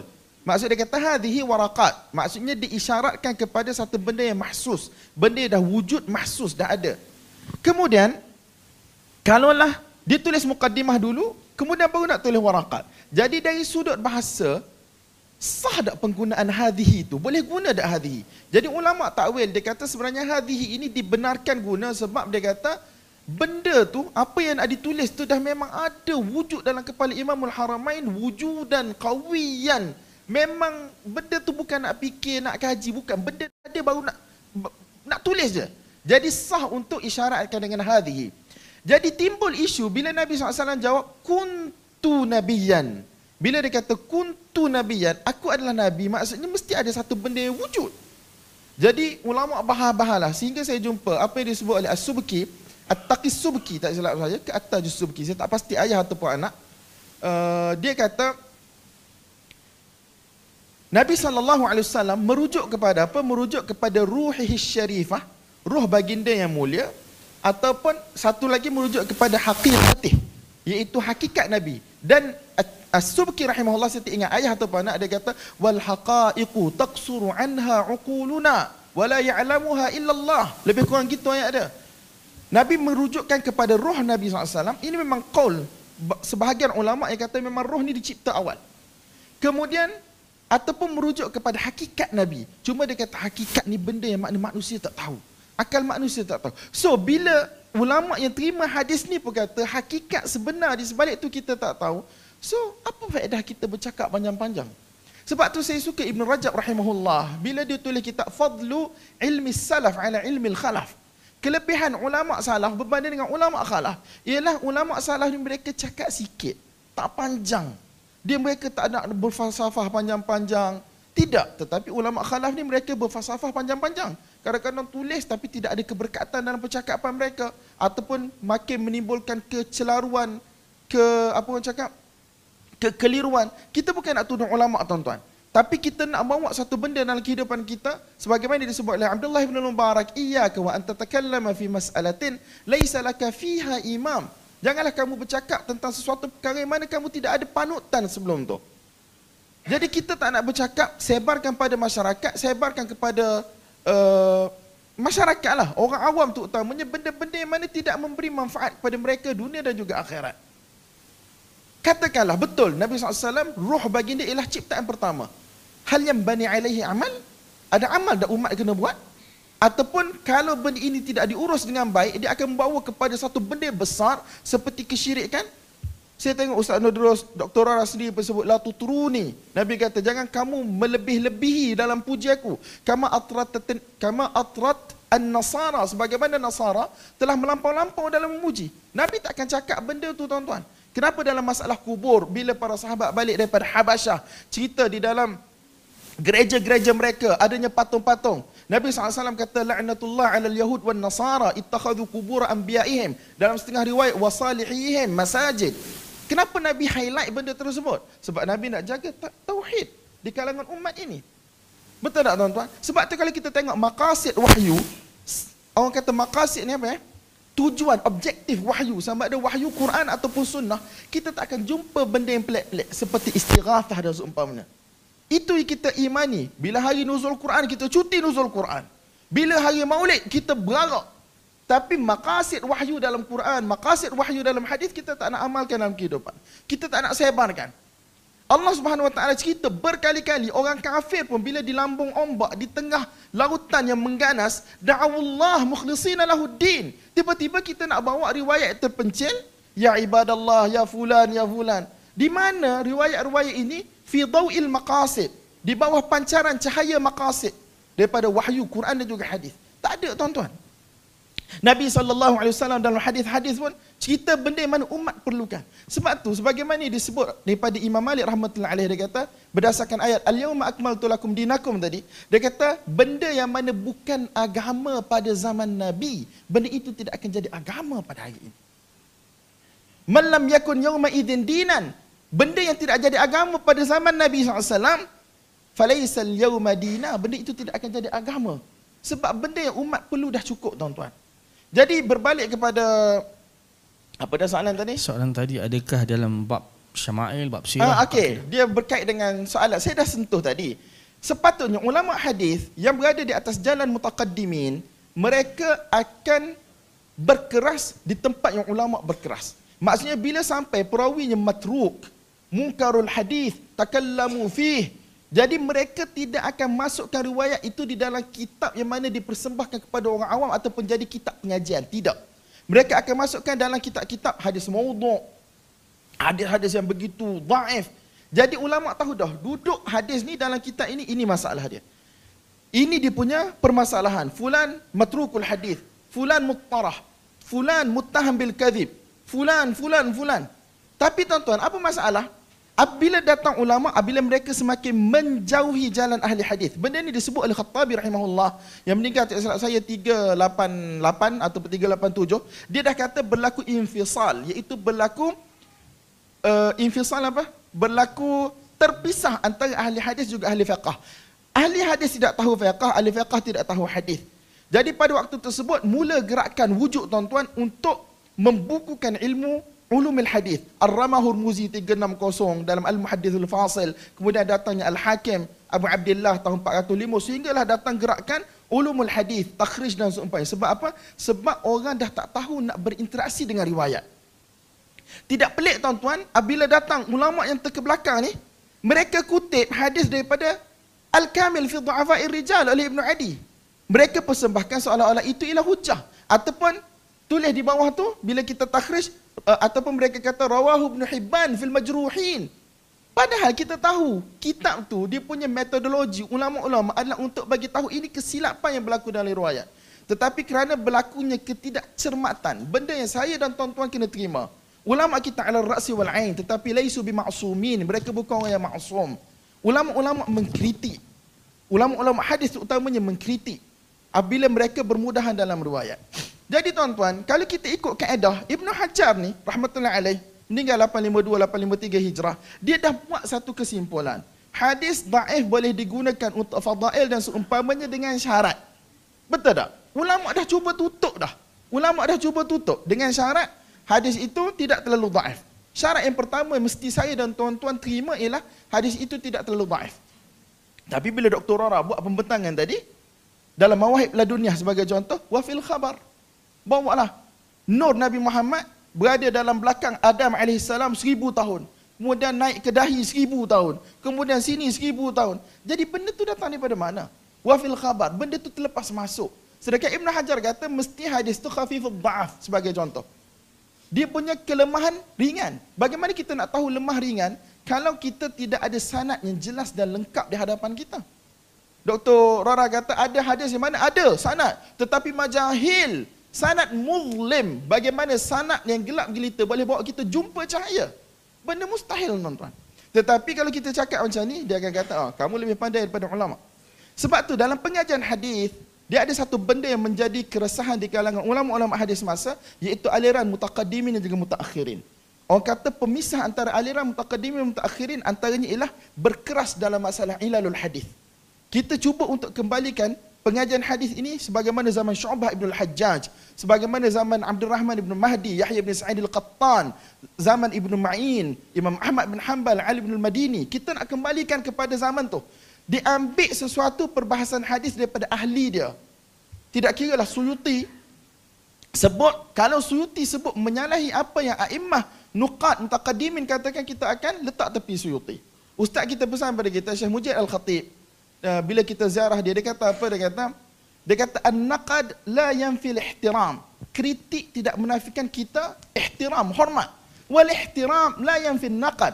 Dan kita menghormati ulama tidak menafikan untuk kita kritik sesuatu benda. Jadi saya masih lagi berkeras bahawasanya dalam masalah fadail ke, dalam masalah syama'il ke, dalam masalah khasa'is ke, ulama hadis kita dah letak syarat untuk benda itu boleh diriwayatkan, mesti kena cukup 3 syarat yang telah digariskan oleh Ibn Hajar rahmatullahi alaih dan telah disepakati oleh para ulama. Tidak ada cubaan untuk mengingkari 3 syarat tersebut kecuali di kalangan orang yang terkebelakang ini. Wallahu a'lam bissawab. Baik, terima kasih Ustaz. Yang itu menunjukkan kepada kita walaupun pada asalnya dia dalam bentuk sirah atau syama'il, tetapi apabila dia salah gunakan, dia boleh jatuh dalam bab akidah. Menarik. Sebelum saya pergi kepada soalan berkaitan dengan cahaya, saya ingat kita jelas penjelasan Ustaz Nurdurus tadi kenapa kalam-kalam Asy'ariyah digunakan, sebab ulama-ulama Asy'ariyah telah di-hijack dan dikatakan bahawa mereka menyokong fahaman ni. Ya, ini fi batiniyah telah meng-hijack menggunakan label Asy'ariyah. Maka atas dasar itu Ustaz Nurdurus menjawab daripada sudut tu. Jelas pendirian Dr. Rus, kita nak tahu pendirian Dr. Ora. Kan? Jadi mungkin Dr. Ora, kenapa dalam bab ni kita tengok betul ke dikatakan bahawa ulama Ahlussunnah atau pandangan Ahlussunnah kurang, kita fokus pula kepada ulama Asy'ariyah dalam hal ni. So mungkin Dr. Ora boleh jawab soalan ni. Tanya Dr. Ora dulu. Nanti Dr. Nurdurus saya akan bagi peluang insya-Allah. Okey. Pertama sekali, kenapa kita bawa tokoh daripada Asy'ariyah untuk bahas isu ni? Kerana dia ada satu sesi untuk ulama-ulama hadis, iaitu saya sendirilah yang akan bentang berkenaan dengan riwayat-riwayat hadis.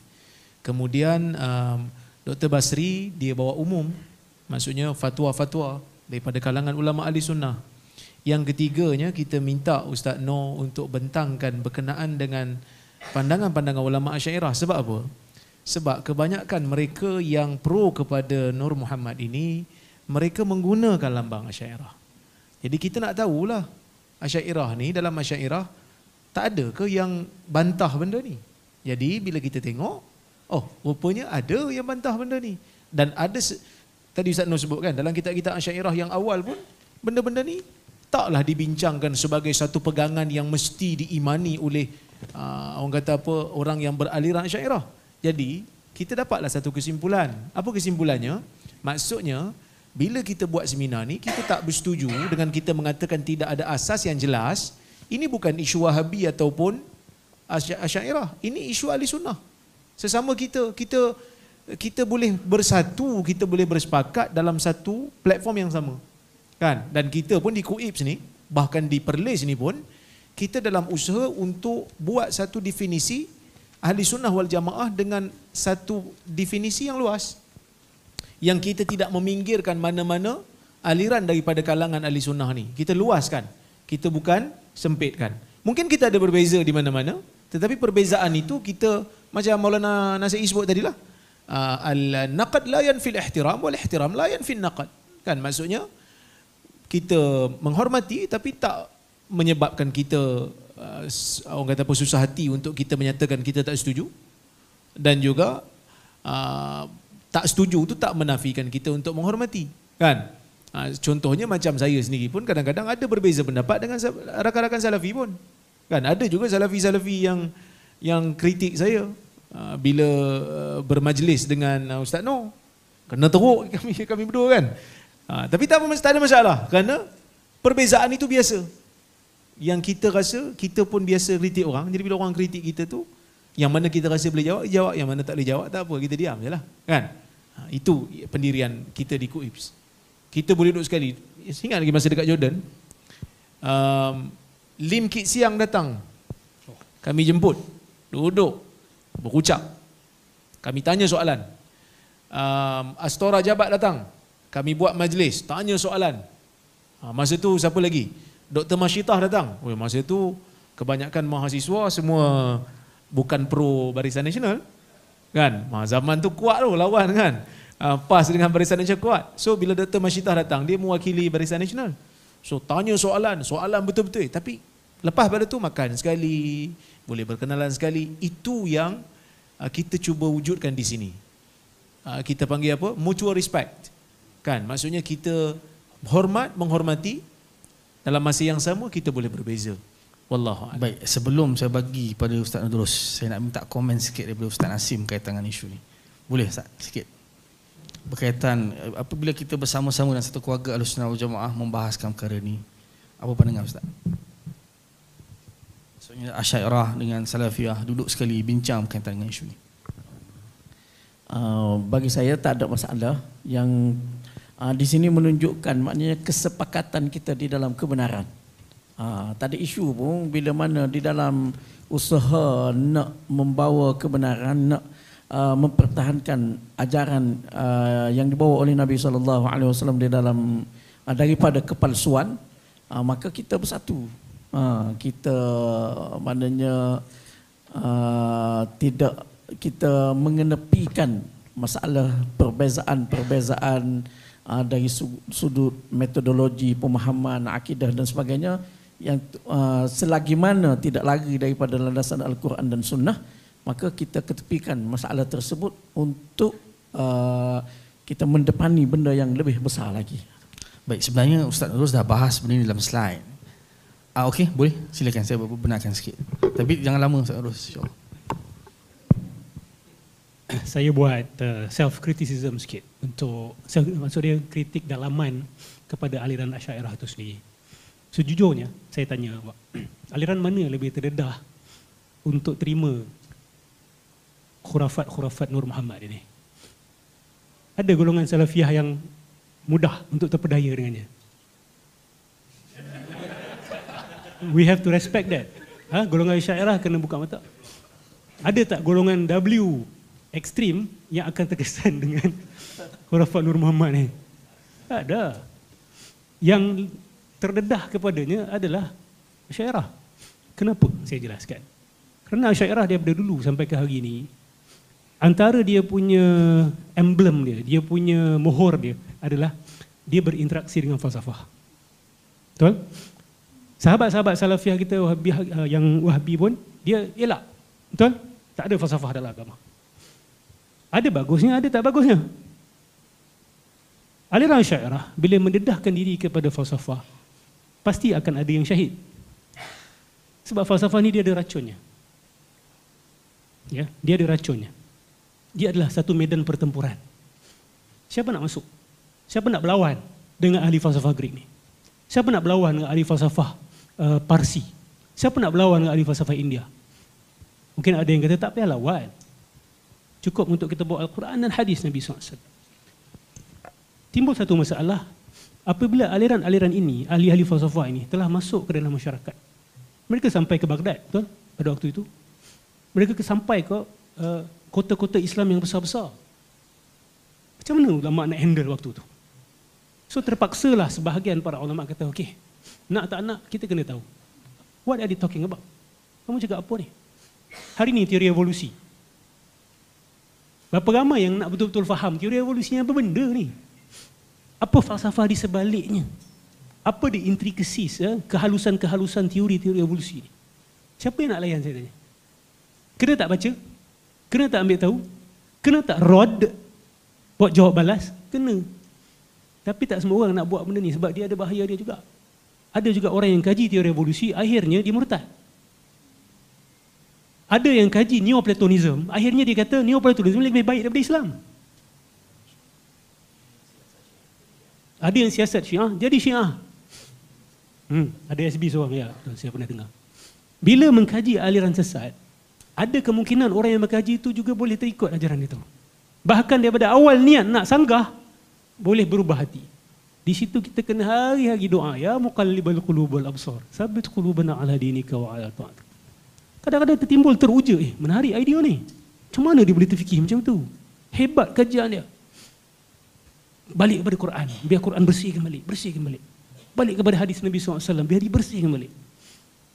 So senang kata, dalam isu Nur Muhammad ni, golongan Asy'ariyah dia lebih mudah masuk dalam kancah itu. So dia perlu dibela. Saya bercakap pasal Asy'ariyah ini bukan kerana Asy'ariyah lebih baik dalam isu ini, tidak. Tapi kerana Asy'ariyah yang lebih terdedah untuk jatuh dalam perangkap ni. Ustaz, mana ada Asy'ariyah yang cerita falsafah hari ni? Ada. Falsafah masuk ke dalam aliran Asy'ariyah melalui tasawuf falsafi. Sebab tu ada dua aliran tasawuf, tasawuf sunni dan tasawuf falsafi. Tasawuf falsafi itu adalah geng-geng falsafah ni, dia seludup masuk falsafah dengan menggunakan topeng tasawuf. Bila Asy'ariyah jadi lemah lutut, khususnya bila dengar nama Ibn Arabi, banyak Asy'ariyah jadi lemah lutut. Saya tak tahu sampai ke hari ini kenapa begitu. Apakah sihir Ibn Arabi ini sehingga ramai Asy'ariyah tumbang bila nak berlawan dengan dia. Sedangkan ulama mutaqaddim ni, kita macam Al-Baqillani itu, kitab Kashfu Asrar al-Batiniyah, tolonglah dapatkan bagi para pengkaji atau asatizah. Itu sebenarnya sudah tarik kapek daripada aliran Ibn Arabi. Al-Baqillani sudah wujud sebelum Ibn Arabi lahir, tapi dia sudah patahkan semua hujahan Ibn Arabi. Hanya dalam satu buku sahaja. So ni bukan superiority tapi sebenarnya inferiority. Wallahu a'lam. Okey, sikit berkaitan dengan soalan tadi. Manusia pun ada cahaya juga kan? So bila kita scan infrared kita nampak merah kan? Padahal sebenarnya kalau ikut sudut sains, sel kita juga hidup, dia ada metabolism dia ada, kalau siapa yang belajar sains akan tahu ada catabolism, anabolism dan sebagainya. So dia akan menghasilkan tenaga. So setiap yang ada tenaga tu dia akan ada cahaya dan boleh nampak. Cuma mungkin saya nak relate lah berkaitan sikit dengan cahaya tu pada Ustaz Nurdurus juga. Berkaitan dengan cahaya ni, kita bincang dia satu aspek, dia kata sebenarnya cahaya Nabi ni dia bukan dari Allah. Dia dari Allah betul. Dari Allah betul, tapi bukan sebahagian daripada Allah. Contoh dia guna idhafah tasyrifiyah. Ka'batullah, Ka'bah tu rumah Allah. Baitullah, rumah Allah, Ka'bah Allah. Jadi ruh Allah atau nur Muhammad itu adalah nur Allah, bukan sebahagian daripada Allah. Macam perkataan Jesus, ruhullah, ruh daripada Allah. So samalah bila kata nur Muhammad ni, dia bukannya sebahagian daripada Allah. Macam mana jawapan?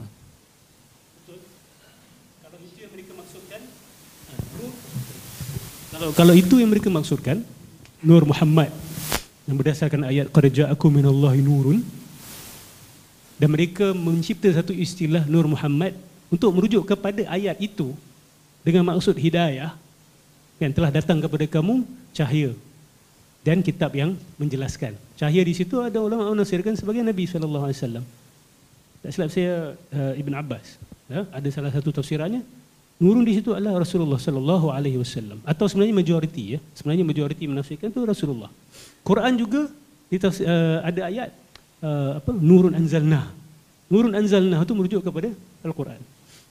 Jadi bila kita tengok cahaya Quran, cahaya Nabi, yang menyatukan dua-dua adalah cahaya hidayah daripada Allah Subhanahu Wa Taala. Jadi kalau mereka maksudkan nur idhafi, we don't have a problem with that.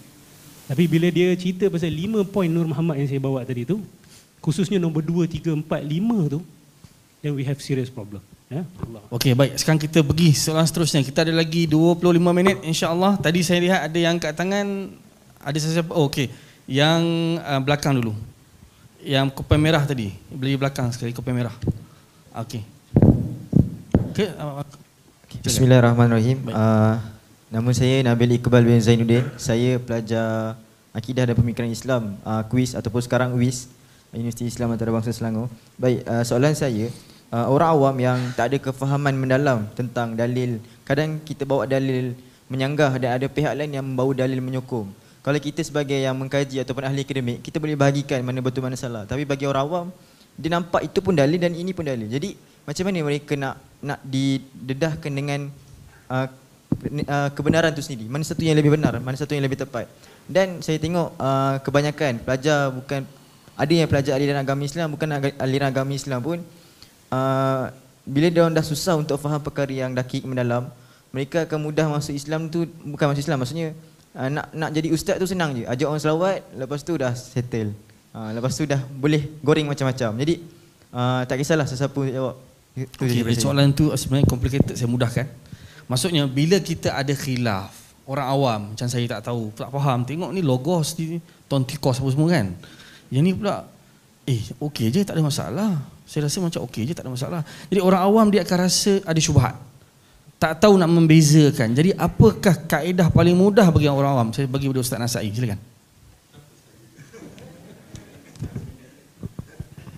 Bismillah. Dia gini, dia orang awam ni kita tak boleh nak marah dia, sebab memang Allah cipta dia macam itulah. Saya bukan nak sebab saya pun orang awam, kebanyakan orang awam. Al-awam kal an'am. Sorry to say, bunyi kasar. Orang awam seperti binatang ternak, mereka tak tahu apa pun. Jadi tanggungjawabnya kita kena bergaduh dengan ustaz yang bawa pendapat satu lagi. Sebab tu dulu munazarah ni, perdebatan dan seumpama dia tidak berlaku di hadapan orang awam. Tetapi mereka, ulama-ulama kita dulu, mereka beruntung sebab mereka hidup bukan pada zaman media sosial. Dulu mana ada mesin fotostat yang Dr. Rozaimi ceritakan bagaimana nuskah, muqabalah, warraqin, bagaimana satu-satu nuskah tu boleh wujud pada kita hari ni. Sampai ke Al-Auza'i rahimahullah, tak silap saya meninggal 159 Hijrah, dia kata dulu ilmu agama ni kana syarifan yatalaqahu rijal, ilmu yang mulia. Sebab apa? Ulama ambil daripada ulama, susur galur ilmu tu berterusan macam tu dengan cara talaqi. Falamma dakhala hadhil kutub, iaitu bila ilmu masuk ke dalam kitab-kitab ni, benda tu dah akses senang. Dia kata dakhala fihi ghairu ahlih, telah masuk ke dalam ilmu ni bukan ahli ilmu tersebut. Jadi dulu orang kena talaqi, nak faham mantik untuk rad falsafah pun kena mengaji dengan ahli dia. Nak faham kitab mesti kena mengaji dengan ahli dia. Tapi sekarang dah ada kitab terjemahan. Bukan setakat kitab Arab, dah ada kitab terjemahan. Terjemahan tu sengit, bengit, kiri kanan, betul salah pun tak tahu, orang pegang je yang tu. Jadi kita tidak boleh bergaduh dengan orang awam sebab mereka takkan faham. Kalau mak saya tanya, tak payah cara lah mak serabut. Tak. Dia tanya, Wahabi tu apa? Syiah tu apa pula kan bila politik timbul isu. Oh, ni MP ni Syiah. Syiah tu gapo pula tak secara lah mak letih-letih. Tak. Kita terpaksa. Kalau tak, kita nak terang ke dia, mak saya kena buat PhD tau. Nak tahu mutaqaddimin, mutaakhirin, khilaf fiqah itu ini. Jadi kita jangan bergaduh dengan orang awam, kita cuba bergaduh dengan ustaz. Cuma masalahnya bergaduh kita sekarang, benda tu dah ada live stream, ada YouTube, ada React. Jadi benda tu Wallahu alam, ini ialah sunnatullah, manusia akan bernilah. Cumanya kita kena terangkan bahawasanya manhaj yang sebenar, kembalikan umat kepada Quran, sunnah dengan kefahaman salaf. Mesti kita kena terangkan, kembalikan umat kepada Quran, sunnah dengan kefahaman salaf. Dan khalaf yang baik ialah khalaf yang mana mengikuti salaf yang baik. Jadi benda-benda yang mana tak ada dalam Quran, tak ada dalam sunnah, sahabat tak cakap, kita cakap mereka tinggal. Benda ini tidak memberi manfaat kepada kamu. Kalau kita cerita dalil, mereka tak faham. Satu benda yang saya nak kena bagi tahu ialah penampilan ustaz-ustaz yang membawa ilmu yang benar ni sangat penting. Kadang-kadang kita marah orang. Kenapa lah orang awam terikut-ikut dengan pakai serban, janggut panjang, pakai jubah? Ya memanglah dia orang awam. Al-awam kal an'am. Mereka akan tengok benda yang cantik-cantik.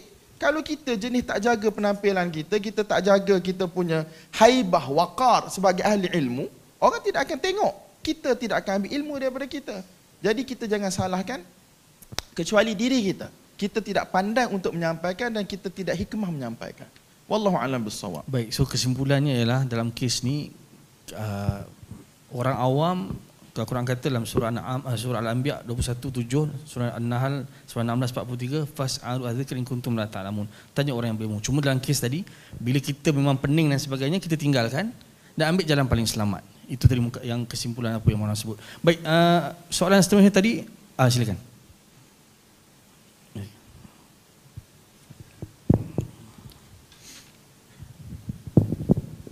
Bismillahirrahmanirrahim. Assalamualaikum warahmatullahi. Saya Azmir Abdul Khalid daripada Kuala Kangsar, Perak. Saya ada dua soalan.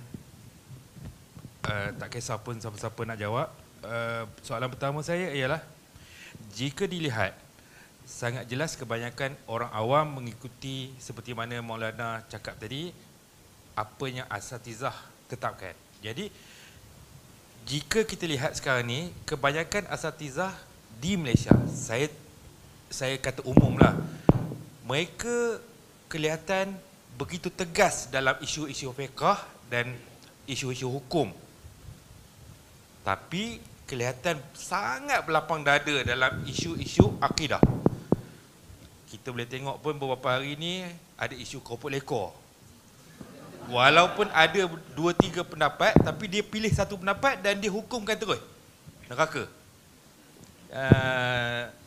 Sedangkan kalau dalam isu akidah pula, Nur Muhammad saja dia boleh kupas dengan aksa, kalam, orang mana-mana pun dia boleh ambil je, dan dia boleh kata kena berlapang dada. Jadi mohon pandangan. Soalan kedua, dalam keadaan bukan sahaja Islam diserapi dengan unsur Nur Muhammad, tapi sebenarnya agama-agama lain pun dia dah ada dah unsur yang sama. Mungkin ada nama Logos, mungkin ada namanya Tuhan yang pelbagai. Cuma saya nak tahu, adakah ini sebenarnya satu persiapan untuk menghadapi satu makhluk yang akan dinobatkan sebagai Tuhan nanti? Mohon pandangan. Baik, terima kasih. Soalan pertama saya serahkan kepada Dr. Rozaimi. Soalan yang mudah. Kenapa kita boleh berlapang dada dalam fiqh? Dalam apa, banyak yang kita nampak isu akidah ni kita lenient, tapi isu fiqh kita sangat keras. Silakan Dr. Rozaimi. Inilah yang menyedihkan kita sebenarnya, dan daripada awal lagi memang saya dalam kuliah-kuliah kita sebut, kita dalam bab akidah kita memang sepatutnya kena berkeras kerana ia menentukan sesat ataupun tidak, bid'ah ataupun tidak dalam kepercayaan. Tetapi dalam bab fiqh, dalam bab masalah ijtihadiyah yang mu'tabarah, sepatutnya kita berlapang dada kerana ini berdasarkan amal, kefahaman dan sebagainya. Tapi yang berlaku adalah sebaliknya, dan kita sedihlah sebenarnya. Baru-baru ni pun ialah saya antara yang menulislah pasal isu keropok lekor tu kan. Dan bila kita dengar penjelasan dia tu, sebenarnya penjelasan dia tu berdasarkan mazhab Syafi'i, pandangan yang muktamad kan dalam mazhab Syafi'i. Kita pun tak setuju kalau orang troll pandangan tu. Darah ikan yang ada yang keluar yang mengalir tu tak boleh makan, kena basuh dulu. Perut-perut ikan tu najis. Kita pun tak pernah troll pandangan tu. Kita tak pernah hina pandangan tu, dan kita kata ini adalah satu pandangan yang Sadah Syafi'iyah sebut. Dan ini memang ada dalam kitab-kitab mereka. Cuma yang kita tak setuju tu adalah bila dia kata masuk neraka. Dia kalau kita tengok orang kaki maksiat lah kata. Kaki maksiat, mati dalam keadaan maksiat tapi dia beriman. Dia ada iman, lepas tu dia mati dalam keadaan dia sedang buat maksiat. Boleh kita kata, confirm neraka ni, boleh? Kan? Mana boleh? Tahta masyiatillah kan? Kita ahli sunnah wal jamaah. Nabi SAW sebut apa? Insya'a afa anhu wa insya'a aqabahu. Kalau Tuhan mahu, Tuhan boleh ampunkan dia. Kalau Tuhan mahu, Tuhan boleh azab dia. Kerana kita biasa dengar hadis bitaqah kan? Hadis kad kecil yang padanya ada tulis la ilaha illallah dibandingkan dengan dosa 99 sijillat. Kan? 99 buah buku kullu sijillin mislu maddil basar. Setiap daripada buku dosa dia tu luahnya tu seluas mata memandang. Ada 99 buah. Punya banyak dosa dia. Bila ditimbang di atas timbangan, berat yang kat kecil yang adalah ilaha illallah tu. Adalah takwilan pelbagai ulama menyebut dalam masalah ni. Tetapi di antara takwilan-takwilan mereka ialah rahmatullah. Maksudnya rahmat Allah. Selain daripada ada yang kata dia meninggal dunia dalam keadaan dia sempat bertaubat dan tak sempat buat amal. Dia masuk Islam dalam keadaan tak sempat buat amal. Ada pelbagai takwilan. Tapi nak katanya apa dia? Nak katanya penentuan neraka ataupun syurga, kita mesti berdasarkan kepada Quran Sunnah. Kalau Quran dan Sunnah ada sebut, contoh macam Abu Lahab dalam neraka, dan kita sebut. Tapi kalau Quran tak sebut, hadis tak sebut, kita tak boleh kata, siapa buat ni, confirm masuk neraka. Buat benda ni, masuk neraka. Tapi kalau dia kata, benda ni haram, boleh bawa ke neraka. Yang ni kita okey. Kerana ada pandangan yang berbeza daripada mazhab Hanafinya, daripada mazhab Hambalinya. Bahkan pandangan kedua dalam mazhab Syafi'i juga mengatakan tidak najis. Sebab tu yang kita tegur tu bukan dari sudut pandangan yang dia utarakan, tetapi cara dia menghurai. Seolah-olah macam tidak ada langsung ruang untuk kita berbeza. Saya teringat lagi dulu, orang selalu sebut kita ni, golongan Salafi ni yang tak suka bid'ah ni, bila kita kata bid'ah je, terus dia kata, ni tak ada kerja lain nak menerakakan orang. Padahal kita tak pernah sebut. Kita kata benda ni bid'ah. Neraka ke syurga ke bukan kita menentukan, Allah Ta'ala yang akan tentukan. Cuma kita kata, macam samalah kita mencegah maksiat. Orang buat maksiat, orang minum arak, kita bagi tahu benda ni haram. Tiba-tiba ada orang trigger, habis tu saya ahli neraka ke? Saya pun tak tahu saya ahli syurga, ahli neraka. Apatah lagi awak? Pada diri saya pun saya tak tahu saya syurga ke neraka. Cuma kita haraplah kita masuk syurga. Tapi perbuatan tu perbuatan yang haram. Itu je kita minta. Tapi biasalah orang awam bila kita tulis, dia bukan nak baca pun. Kita tulis panjang tu. Dia kata kita kan mazhab Syafi'i, ikut je lah mazhab Syafi'i. Padahal dalam tu nukilan tu saya letak ni, mazhab Syafi'i pun ada dua pandangan. Ar-Ramli, bukan bapak saya. Ar-Ramli, tokoh besar. Tokoh besar mazhab Syafi'i. Juga tak membezakan di antara isi perut dan darah ikan besar ataupun ikan kecil. Dia benarkan juga. Kalau tengok dalam nukilan-nukilan dalam kitab-kitab mazhab Syafi'i. Nak bagi tahunya, dalam isu ni kita boleh je lapang dada. Tapi orang awam dia tak baca. Jadi, bila tak baca, kadang-kadang bila kita tulis panjang, bila kita tulis pendek, dia tak faham. Bila tulis panjang, dia malah baca. Kita pun tulis tajuk. Bila tulis tajuk, dia baca tajuk je. Rora buat pandai. Lepas tu kita pun tulis kesimpulan. Dia baca kesimpulan je. Lama-lama saya ingat lepas ni kena lukis. Lukis baru dia faham. Tapi masalahnya saya tak pandai melukis. Balik pada soalan yang sama yang ditanya pada Maulana tadi, macam mana kita nak berdepan dengan orang awam? Sebenarnya, orang awam ni kadang-kadang betul dia tak faham. Bukanlah saya kata saya bukan orang awam, tapi kita belajar sikit. Sikit je kita belajar. Lebih sikit pada orang lain dalam ilmu agama ni. Sikit je lah lebih, walaupun tak banyak. Cuma, orang awam ni, mereka akan tengok wave, mereka akan tengok gelombang. Ramai belah mana? Isu Cikgu Fadli, kalau zaman dulu, mungkin Cikgu Fadli itu mungkin akan diambil tindakan. Kan? Kerana apa? Kerana memang betul-betul dah, seolah-olah keputusan tu dah ada dan disuruh bela diri dah. Mungkinlah, saya tak kata confirm. Tapi apa yang berlaku pada tekanan orang awam, apa keputusan yang keluar? Terlepas. Sebab apa? Sebab wave tu ada. Masing-masing bercakap. Kita sekarang ni, yang nak bercakap dalam isu-isu sensitif ni berapa orang? Cuba kita tahu. Muka-muka ni je lah. Dengan Mufti Perlis seorang lagi. Dengan Salman dekat Qatar tu seorang lagi. Bukanlah saya nak kata tu. Ada juga yang bercakap. Tapi tak ramai. Boleh kira. Yang lain apa dia? Yang lain WhatsApp saya je. Teruskan Syekh, kami menyokong daripada belakang. Bukanlah kita marah. Paling tidak dia boleh fikirlah juga. Tapi tolonglah sekali-sekala.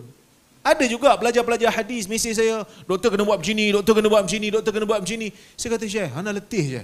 Entah tolonglah, entah ada master dalam hadis. Oh, saya tak boleh, saya tak ada pengikut. Kita asal turun dalam medan pun bukan ada pengikut ramai pun. Tapi sampai bila kita nak mengharapkan muka yang sama? Orang awam, dia tengok, bila ramai yang bercakap, akan ada. Kalau terutamanya kalau orang tu ada kedudukan, profesor emeritus ke, profesor dalam bidang penyiar Islam yang, dulu saya ingat lagi,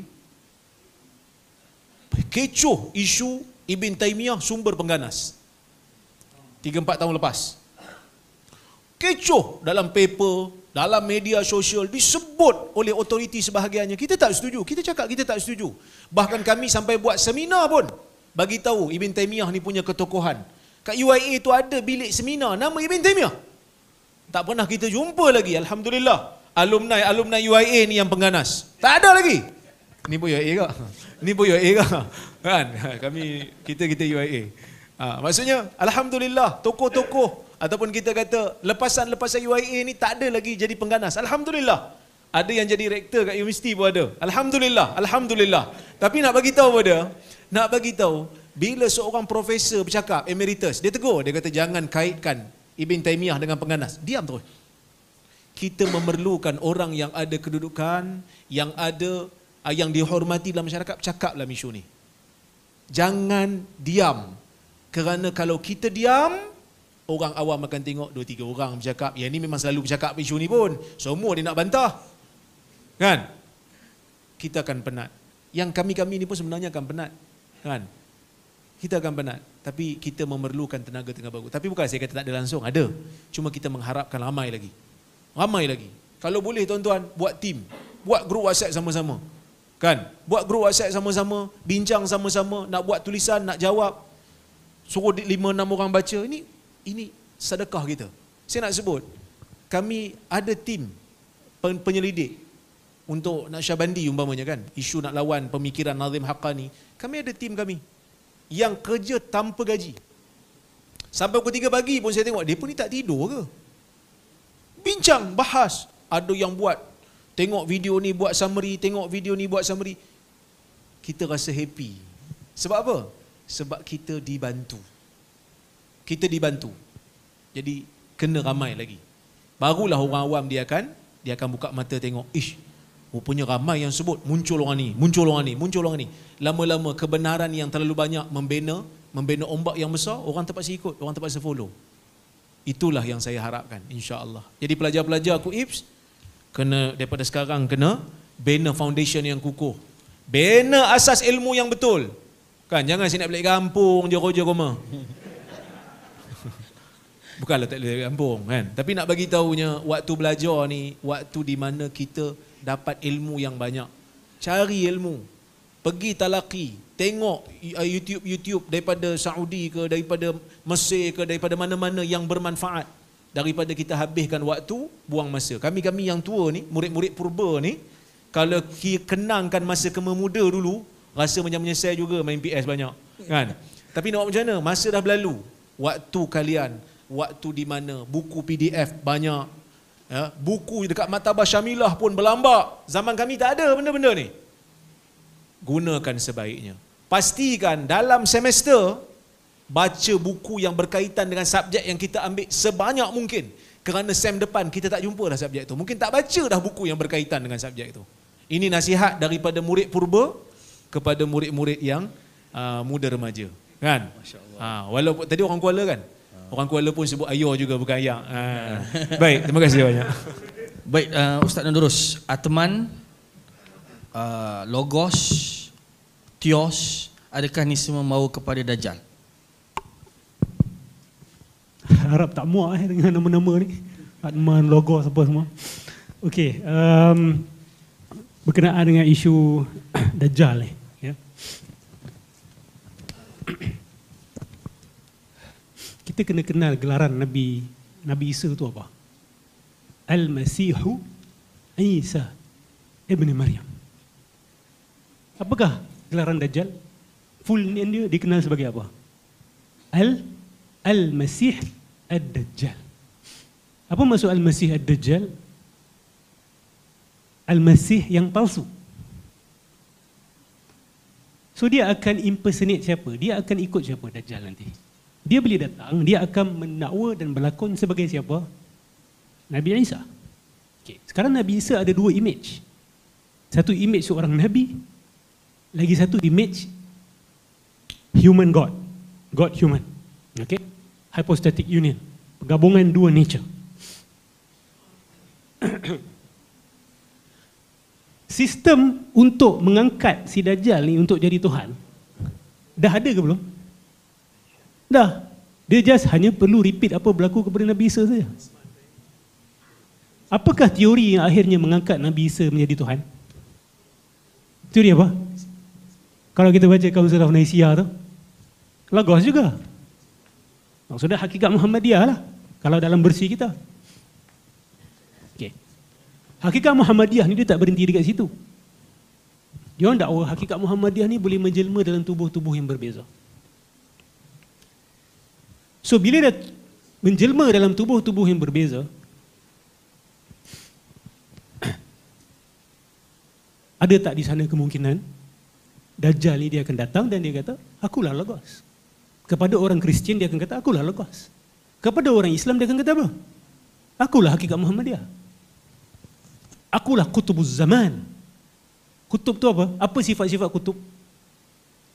Boleh hidupkan, boleh matikan, yang mengawal alam ini, yang menentukan rezeki, yang menentukan takdir, detikan hati awak. Kutub yang tentukan. Cuba kita baca hadis-hadis Nabi tentang Dajjal. Apa Dajjal mampu buat? Exact, lebih kurang lah, tak fully the same. Boleh hidupkan yang mati, dia bagi tanda ke langit, langit turunkan hujan. So apakah falsafah paling mudah untuk dia menangi hati orang Islam? Aku bukan cipta bid'ah, dia akan kata. Dah ada dalam kutub Ibn Arabi, Syekhul Akbar bita'akum. Korang punya Syekhul Akbar dah cakap pasal aku. Akulah ni.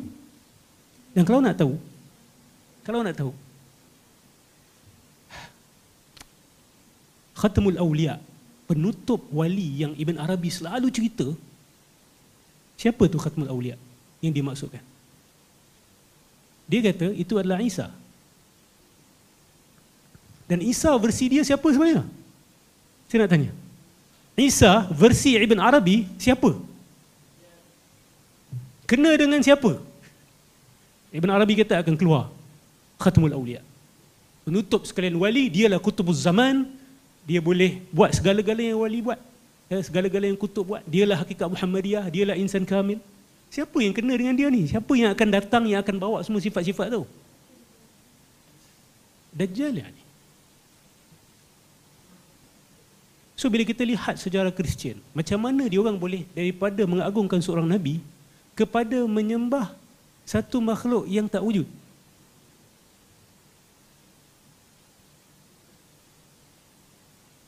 Dalam Vatikan pun kita ada jumpa lambang-lambang satu mata ni. Saya tak nak bermain konspirasi, tetapi sejarah ini ada. Kalau kita baca tafsir Ibn Ashur, bila dia menceritakan Fir'aun kata, Ana rabbukumul a'la, aku adalah Tuhan kamu yang paling agung.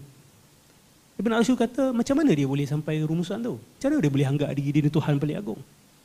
So Ibn Ashur kata, sebenarnya Ramses II tu, dia mengakui sebagai jelmaan Amun-Ra.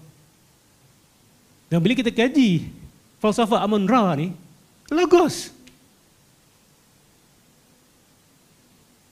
Bersanad tu. Daripada Fir'aun diturunkan kepada merosakkan agama Yahudi, diturunkan juga untuk merosakkan agama Kristian, dan hari ini diturunkan untuk juga mengganggu agama Islam.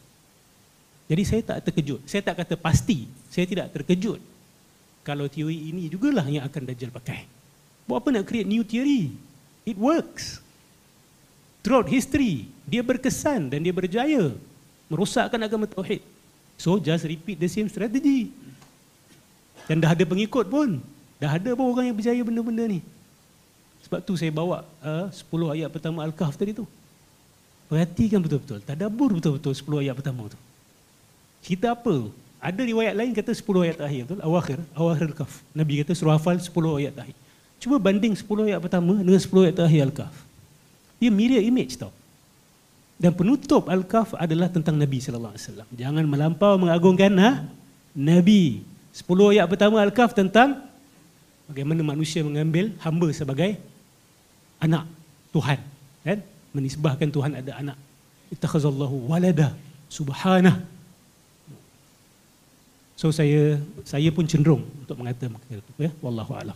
Baik, hadirin dikasihi Allah Subhanahu Wa Taala, masa menunjukkan pukul 5. Jadi kita sambung sampai 12 malam boleh? Oh. Kalau kita sambung banyak yang akan miss flight. InsyaAllah. Jadi hadirin, rasanya kita dah sampai ke penghujung forum kita. Banyak yang telah kita bincangkan. Jadi untuk menutup segala perbahasan kita pada petang ni, saya ingat saya beri pada Ustaz Asim untuk beri kesimpulan secara umum, insya-Allah. Silakan.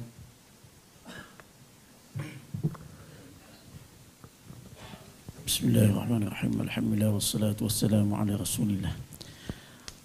Jadi hari ini sehari kita berbincang berkenaan dengan cahaya. Cerita cahaya. Dan alhamdulillah kita pun sepanjang hari ini disinari oleh cahaya. Jadi sebagai penutup suka untuk saya sebutkan berkenaan dengan cahaya juga. Allah Subhanahu wa taala menyediakan kepada kita cahaya. Cahaya untuk hissi kita. Sebagaimana firman Allah Subhanahu wa taala, "Huwallazi ja'ala asy-syamsa dhiyaa'a wal qamara nura." Allah Taala telah menjadikan matahari sebagai cahaya, dhiya, cahaya yang lebih terang, dan bulan sebagai cahaya juga. Jadi Allah Subhanahu wa taala jadikan matahari dan bulan sebagai cahaya, iaitu cahaya untuk hissi, untuk panca indera kita. Dan Allah Subhanahu wa taala juga mendatangkan cahaya juga kepada kita. Sebagaimana ayat yang kita bahas bincangkan pagi tadi, qad ja'akum minallahi nurun wa kitabun mubin.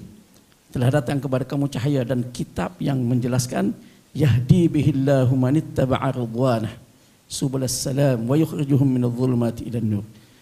Yang akan memimpin dengannya sesiapa yang mengikut mencari keredaan Allah Subhanahu wa taala dan mengeluarkan mereka daripada kegelapan kepada cahaya.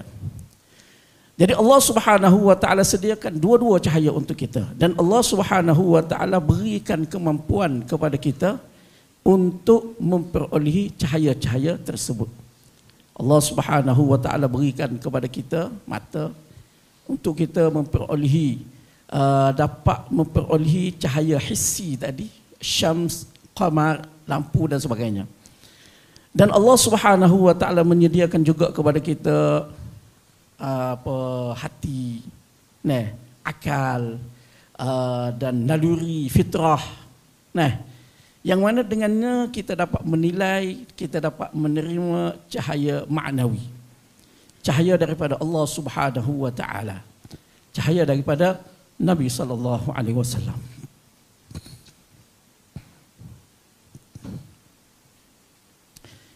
Jadi biarlah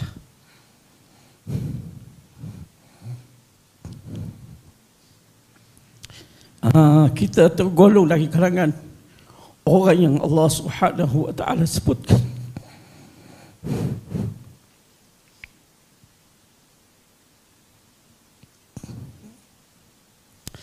Afaman syarahallahu sadrahu lil Islam fahuwa ala nurin min rabbih. Sesiapa yang Allah Taala cerahkan hatinya kepada Islam, maka dia berada di atas cahaya daripada Tuhan. Jadi biarlah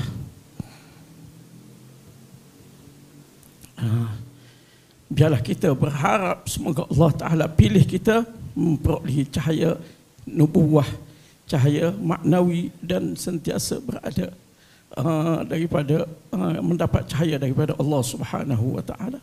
Wallahu a'lam. Alhamdulillah, segala puji bagi Allah Subhanahu wa taala. Hadirin hadirat dikasihi Allah Subhanahu wa taala, pertamanya kita ucapkan syukur kepada Allah, kita dah sampai ke akhir forum.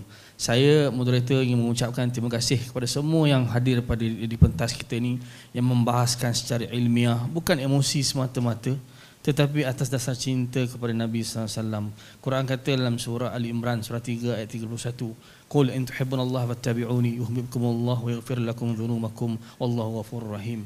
Katakanlah sekiranya kamu mencintai Allah, maka ikutlah aku, kata Nabi, akan dihapuskan segala dosa-dosa kita. Jadi ambil forum-forum yang seperti ini, kita ambil ilmu-ilmu yang bermanfaat, kita rungkaikan persoalan-persoalan yang kita rasa muskil. Yang paling penting kita usaha ke arah untuk memperbaiki iman kita. Kita buang permusuhan. Sekiranya kita jatuh dalam syubhah akidah batiniah ini, maka kembalilah kepada jalan yang benar. Dan insya-Allah semoga Allah Subhanahu Wa Taala sentiasa meletakkan kita ke jalan yang benar. Dan saya ingin mengucapkan terima kasih lagi pada pengurusan KUIPS, kepada semua yang hadir pada hari ini dan juga yang hadir secara live yang mengikuti. Kita tahu akan ada orang yang tak bersetuju dan itu biasa. Yang penting kita masih dalam ukhuwah Islamiah dan perjuangan ini akan berjalan. Yang penting kita sentiasa meletakkan diri kita ke jalan kebenaran dan mendapat redha Allah Subhanahu Wa Taala. Akhir kata, saya mohon maaf salah dan silap kalau mungkin terlepas dan sebagainya. Terima kasih banyak. Assalamualaikum warahmatullahi wabarakatuh. Saya kembalikan kepada pengurusi majlis.